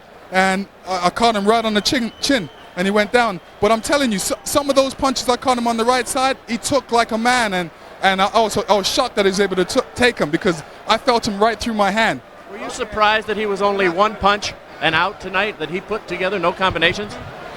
No, you know, I'm thinking that Mike Tyson at his best. I'm in there not taking no chances, just waiting for my time and just going about my sport as a pugilist specialist. Would you give him a rematch? Is that a legitimate request after this? Well, you know, he's asked for one. I definitely would consider it, you know, but it depends what the people want. You know, I'm going to take one day at a time. Emmanuel Steward, the best trainer in the world. No guy tests this trainer. Last question, possible retirement? Might this have been the crowning achievement and you'll say goodnight? Yes, possible. Anything is possible. Big up all crew. Lennox Lewis, congratulations to you. Terrific fight tonight. Okay. All right, Jim Lampley, let's go back down to you. Thank you, Jim. And Bobby, let's out our voices on one subject. Mike Tyson came in here, fought a clean, sportsmanlike fight, was utterly sportsmanlike in the ring afterward. What an amazing shot. Mike wiping the blood off of Lennox's cheek while Lennox answered one of Jim Gray's questions. Credit to Tyson for being a real man in there. Credit to Tyson for being a real sportsman, being humbled. He, much like myself, is humbled by Lennox Lewis. Lennox knows that I picked Mike. Mike knows I picked Mike. You know I picked Mike. Lennox Lewis today was the epitome of the sweet science. And I've always said, hell hath no fury like a woman scorned, and a fighter with something to prove. Lennox had something to prove, and he proved it tonight in blazing glory. After this, given the fact that the contract allows for a rematch, either next or after one more fight for Lewis if he chooses, now that Lewis has the confidence of having done this, what chance is there that the rematch could be competitive? I think the rematch might be a little more competitive because Mike wasn't expecting what he got. Now he might be able to make some of those adjustments that he and his corner weren't able to make in the first few rounds, which is what led him constantly getting punished and eventually knocked out. But he's going to have to go back to throwing combinations. He's going to have to be much more disciplined in punching to the body. He's going to have to be a lot better. I completely agree, and I think if he looks at that tape, just my simple call of working behind the jab, even if it doesn't land, will shut down that distance, put a hand in Lewis's face to worry about and deal with, go to the body, but then come immediately up. That's the only way he can win against big men. Only way. Well, it was one thing for Lewis to avenge his defeat to Hasim Rahman by knocking Rahman out in November. It was spectacular, but a lot of people thought, well, of course, he was supposed to do that before in South Africa. But a lot of people didn't think that Lennox Lewis could attack and destroy against a machine like Mike Tyson. And now Lewis has answered all of those doubters as well. Another big right hand from Lewis, similar to the one that finished Rahman. And now Mike Tyson has a lot to think about as he goes off into the darkness of this latest bad night. As Tyson falls and the count reaches 10, let's go back upstairs to James Brown. All right, Jim and Bobby Czyz, thank you guys so very much. We are blessed to be joined by one of the sharpest minds, if not the fastest hands in the business, Roy Jones Jr. Your insight, absolutely always on the mark. First of all, let me do it in reverse order. Were you surprised at the graciousness that Tyson displayed toward Lewis at the end? No, man. I think Tyson deserved to come out and show the world that he's still a man.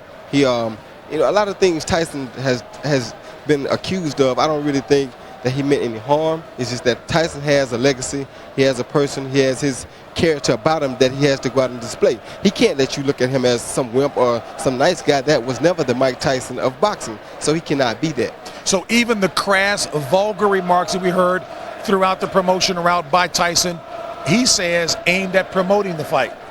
I believe that. I dearly believe that because he knows what he was getting himself into. He really, like he said, he needed more time to prepare. That's why he wasn't throwing combinations and bunches tonight. He hasn't had a decent fight since 1997 when he fought Evander Holyfield. He has a lot of turmoil from that time to now.